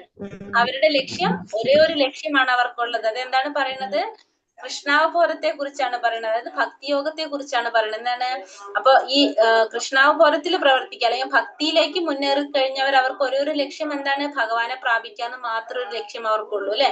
അപ്പൊ അങ്ങനെയുള്ളവർ എപ്പോഴും എങ്ങനെയുള്ളവരായിരിക്കും, ദൃഢനിശ്ചയത്തോടെ പ്രവർത്തിക്കുന്നവരായിരിക്കും അവര്. അല്ല, ദൃഢനിശ്ചയം ഇല്ലാത്തവരുടെ ബുദ്ധി എങ്ങനെയാണ്, പല ശാഖകളിൽ കൂടെ പോയതായിരിക്കും. അവര് കുറെ വഴികളിൽ കൂടെ പോകും, പക്ഷെ അവർ എവിടേക്ക് എത്തിയിട്ടുണ്ടാവില്ല, കൃഷ്ണാവബോധത്തിലേക്ക് എത്തിയിട്ടുണ്ടാവില്ല. അപ്പൊ അവർക്ക് ഒരിക്കലും എന്തുണ്ടാവില്ല, അവർക്കൊരു ദൃഢനിശ്ചയം ഇല്ലാത്തവരാണ്. അവർക്ക് ഏതിലേ പോണം, ഇതിലേ പോണോ അതിലേ പോണോ എന്ന് കറക്റ്റ് ആയിട്ട് നിശ്ചയിക്കാൻ സാധിക്കാത്തവര്. പക്ഷെ ദൃഢനിശ്ചയത്തിൽ ഉള്ളവരുടെ, അവര് ഒരേ ഒരു വഴി കൂടെ പോയിക്കൊണ്ടിരിക്കും. അവരുടെ ലക്ഷ്യം ഒന്ന് തന്നെയായിരിക്കും, ഭഗവാനെ പ്രാപിക്കുക, കൃഷ്ണാവബോധം, ഭഗവാനിലേക്ക് കൃഷ്ണാവബോധത്തോടെ പ്രവർത്തിക്കുക എന്നുള്ളതായിരിക്കും അവരുടെ ലക്ഷ്യം. അങ്ങനെ നമുക്കറിയാവുന്നതാണ് അർജുനൻ എങ്ങനെയാണ്, ദൃഢനിശ്ചയത്തിലുള്ള ഒരു വ്യക്തിയായിരുന്നില്ല. കാരണം ദ്രോണാചാര്യര് പലതരത്തിലും ഇവർക്ക് ഓരോ കാര്യങ്ങൾ പരീക്ഷിച്ചുകൊണ്ടിരിക്കുന്നുണ്ടായിരുന്നു അല്ലെ.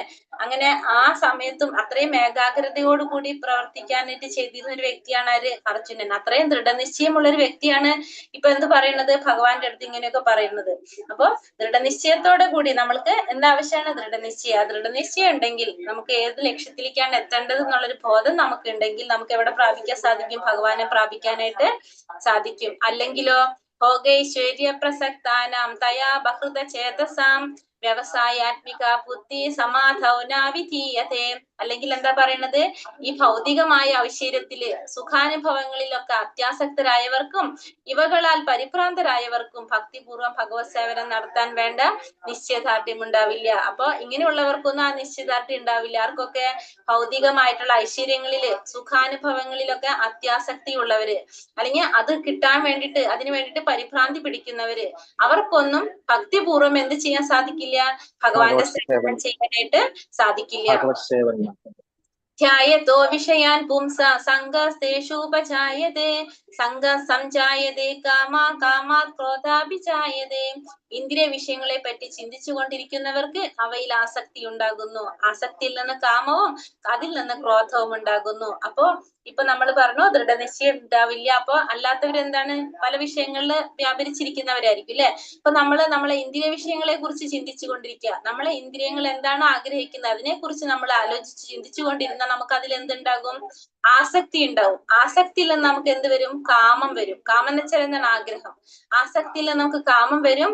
ആഗ്രഹത്തിൽ നിന്ന് നമുക്ക് എന്തുണ്ടാവും? ക്രോധം ഉണ്ടാവും. നമ്മളിപ്പോ ഒരു പുതിയൊരു വണ്ടി മേടിക്കാനായിട്ട് അല്ലെ, നമ്മളൊരു പുതിയ വണ്ടി മേടിക്കണം എന്ന് വിചാരിച്ചു. നമ്മൾ പക്ഷെ അത്രയും ആഗ്രഹം വന്നു, നമുക്ക് ആ വണ്ടി മേടിക്കാനുള്ള ആഗ്രഹം ഉണ്ടായി. അപ്പൊ ആഗ്രഹത്തിൽ നമുക്ക് എന്ത് സംഭവിക്കാണ്? ആസക്തി ഉണ്ടാവും. വണ്ടി മേടിക്കണം എന്നുള്ളൊരു ആസക്തി വന്നു.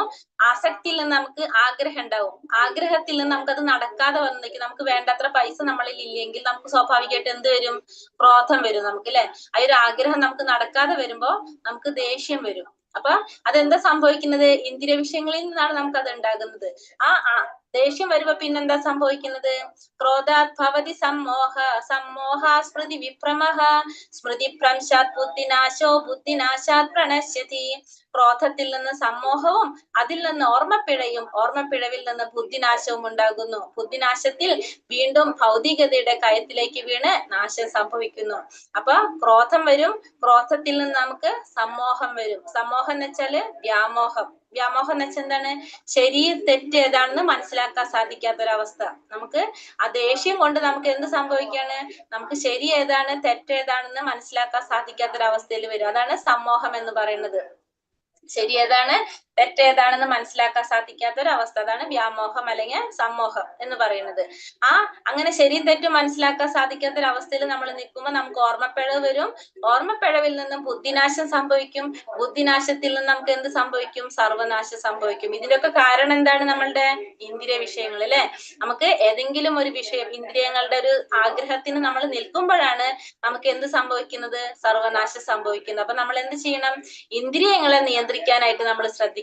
ഇന്ദ്രിയങ്ങളെ നിയന്ത്രിച്ചാലാണ് നമുക്ക് ഇതിൽ നിന്നും മോചനം ലഭിക്കുള്ളൂ. അതല്ലെങ്കിൽ എന്ത് സംഭവിക്കാണ്? നമുക്ക് ഇന്ദ്രിയങ്ങളെ നിയന്ത്രിച്ചില്ലെങ്കിലാണ് ഇന്ദ്രിയ വിഷയങ്ങളിൽ ആസക്തി ഉണ്ടാകുമ്പോൾ നമുക്ക് അതിൽ കൂടെ കാമം വരും. കാമത്തിൽ നിന്ന് ക്രോധം വരും. ക്രോധത്തിൽ നിന്ന് സമ്മോഹം. സമ്മോഹത്തിൽ നിന്ന് ഓർമ്മപ്പിഴവ്. ഓർമ്മപ്പിഴവിൽ നിന്ന് ബുദ്ധിനാശം. ബുദ്ധി നശിച്ചാൽ നമുക്ക് സർവനാശം സംഭവിക്കുന്നു. അപ്പൊ ഇതിന്റെ റീസൺ എവിടെ നിന്ന് തുടങ്ങുന്നത്? ഇന്ദ്രിയ വിഷയങ്ങൾ. നമ്മള് ഭൗതികമായിട്ടുള്ള ഇന്ദ്രിയങ്ങളെ സന്തോഷിപ്പിക്കാൻ ശ്രമിക്കുമ്പോഴാണ് ഇതൊക്കെ നമുക്ക് സംഭവിക്കുന്നത്. അപ്പൊ നമ്മളിത് പ്രഷർ കുക്കർ പോലെ നമ്മള് പൊട്ടിത്തെറിച്ചു പോകും. രാഗദ്വേഷ വിമുക്തൈസ്തു വിഷയാനി ഇന്ദ്രിയൈശ്വര്യൻ ആത്മവൈശ്യർ വിധേയാത്മാ പ്രസാദമധിഗച്ഛതി. രാഗദ്വേഷങ്ങളിൽ നിന്ന് വിമുക്തനായി സ്വാതന്ത്ര്യത്തിന് വേണ്ടിയുള്ള നിബന്ധനകൾ വഴി ഇന്ദ്രിയങ്ങളെ നിയന്ത്രിക്കുന്ന ഒരു വ്യക്തിക്ക് ഭഗവാന്റെ പൂർണ്ണ കാരുണ്യം ലഭിക്കും. അപ്പൊ ഈ രാഗദ്വേഷങ്ങളിൽ നിന്ന് വിമുക്തനായിട്ട്, രാഗദ്വേഷം എന്ന് വെച്ചാല് രാഗം എന്ന് വെച്ചിട്ടുണ്ടെങ്കിൽ നമുക്ക് ഇഷ്ടമായിട്ടുള്ള കാര്യങ്ങള്, ദ്വേഷം എന്ന് വെച്ചിട്ടുണ്ടെങ്കിൽ നമുക്ക് ഇഷ്ടമില്ലാത്ത കാര്യങ്ങൾ. അപ്പൊ നമുക്ക് ഇഷ്ടമുള്ള കാര്യങ്ങളും ഇഷ്ടമില്ലാത്ത കാര്യങ്ങളും ഇതിൽ നിന്ന് വിമുക്തനാവാം.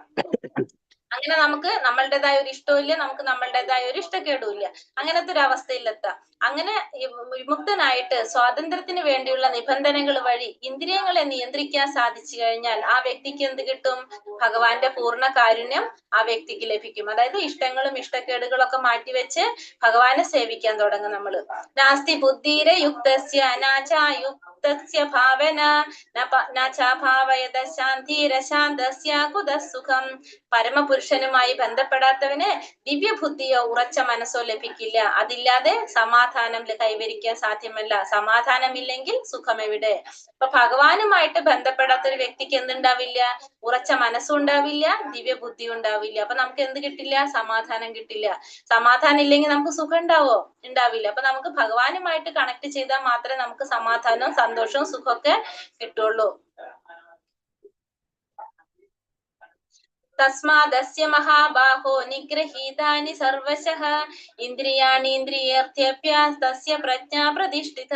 അതുകൊണ്ട് കൈക്കരുത്തുള്ളവനെ, ഇന്ദ്രിയങ്ങളെ അവയുടെ വിഷയങ്ങളിൽ നിന്ന് പിന്മാറ്റാൻ കഴിവുള്ള ആളാണ് സ്ഥിതപ്രജ്ഞൻ. അപ്പൊ അതുകൊണ്ട് ഭഗവാൻ എന്താ പറഞ്ഞ, കൈക്കരുത്തുള്ളവനെ, ഇന്ദ്രിയ വിഷയങ്ങളിൽ നിന്ന് പിന്മാറ്റാൻ കഴിവുള്ള ആളെ നമുക്ക് എന്ത് പറയാം?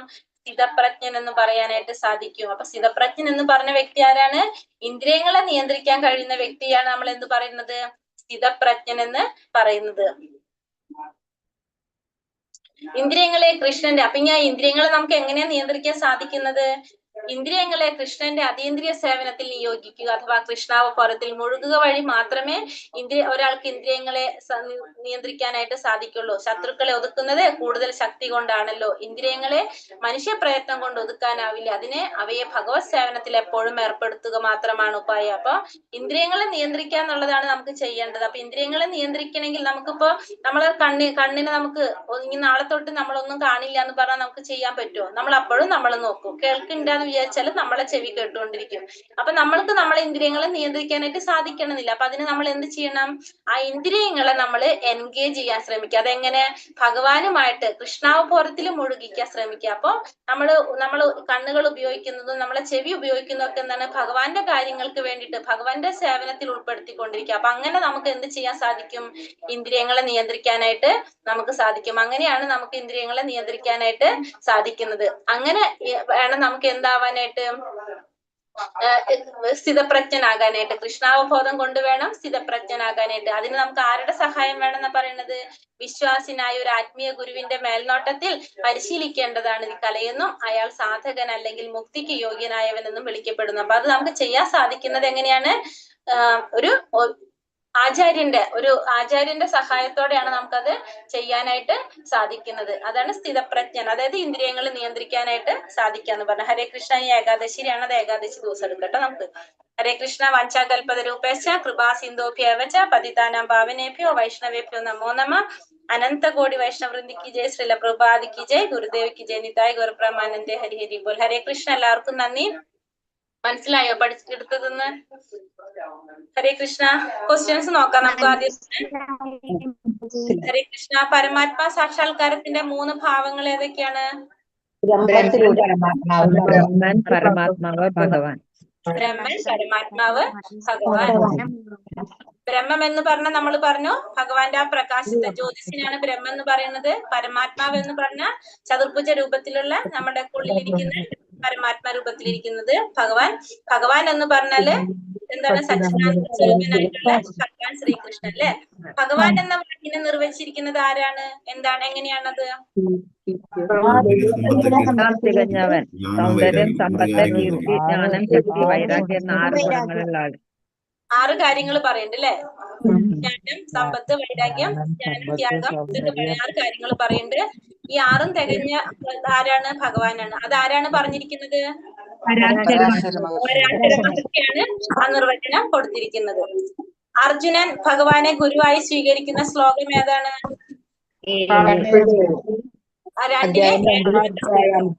7ാമത്തെ ശ്ലോകാണ്. നമ്മൾ പറഞ്ഞു കാർപ്പണ്യ ദോഷോ ബഹദ സ്വഭാവഃ പൃച്ഛാമി ത്വാം ധർമ്മ സമ്മൂഢഛേദഃ യസ്രേയസാനിശ്ചിതം ബ്രൂഹി തന്മേ ശിഷ്യസ്തേഹം ശാധി മാം ത്വം പ്രപന്നം. പിന്നെ 2:13 എന്തിനെ പറ്റിയാണ് പറയുന്നത്? 13ാമത്തെ ശ്ലോകത്തിൽ ആത്മാവിനെ കുറിച്ച് പറയാണ്. കാരണം ശരീരം എന്താണ്? നമ്മൾ പറഞ്ഞു ബാല്യത്തിൽ നിന്ന് യൗവനത്തിലേക്കും കൗമാരത്തിലേക്കും ഇങ്ങനെ മാറിക്കൊണ്ടിരിക്കും. പക്ഷെ ആത്മാവ് ആ ശരീരത്തിൽ തന്നെ നിൽക്കുകയാണ് ചെയ്യുന്നത്. ആ ശരീരം ഉപയോഗിക്കാൻ പറ്റാതെ വരുമ്പോൾ എന്ത് ചെയ്യും? അടുത്ത ശരീരത്തിലേക്ക് പോകാണ് ചെയ്യുന്നത് അല്ലെ. അങ്ങനെയല്ലേ പറഞ്ഞു നമ്മള് 13ാമത്തെ പറഞ്ഞു.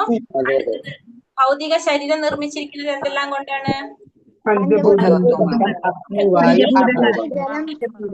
വായു, ആകാശം. ജീവാത്മാക്കൾ എത്ര തരണ്ടെന്ന് പറഞ്ഞു? 84 ജീവഗണങ്ങളുണ്ട്. 2:14 പറയുന്ന ശ്ലോകത്തില് അർജുനൻ യുദ്ധം ചെയ്യാതിരിക്കാൻ വേണ്ടി പറഞ്ഞ ഏത് കാരണത്തിനുള്ള ഉത്തരമായിട്ടാണ് ഭഗവാൻ പറഞ്ഞത് ആ ശ്ലോകം? ഭൗതികമായിട്ടുള്ള സുഖാനുഭവങ്ങള്. ആത്മാവിന്റെ പ്രത്യേകതകൾ എന്തൊക്കെയാണ്? ജനന മരണങ്ങളില്ല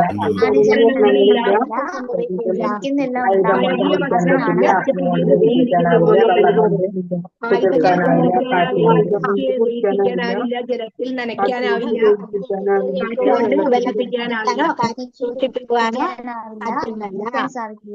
മനസ്സിലായല്ലോ? ജനന മരണങ്ങളില്ല, നശിക്കാത്തതാണ്. പിന്നെന്താണ്? വെള്ളം കൊണ്ട് നനയ്ക്കാൻ സാധിക്കില്ല, അഗ്നി കൊണ്ട് ദഹിപ്പിക്കാൻ സാധിക്കില്ല, ആയുധങ്ങൾ കൊണ്ട് മുറിക്കാനോ ദഹിപ്പിക്കാനോ പറ്റില്ല. ഇതൊക്കെ നോട്ട് ചെയ്യാം. സമ്മോഹം എന്ന് വെച്ചാൽ എന്താണ്?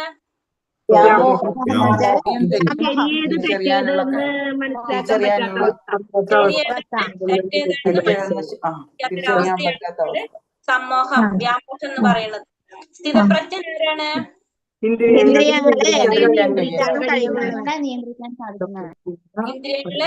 വിഷയങ്ങളെ നിയന്ത്രിക്കാൻ സാധിക്കുന്ന വ്യക്തി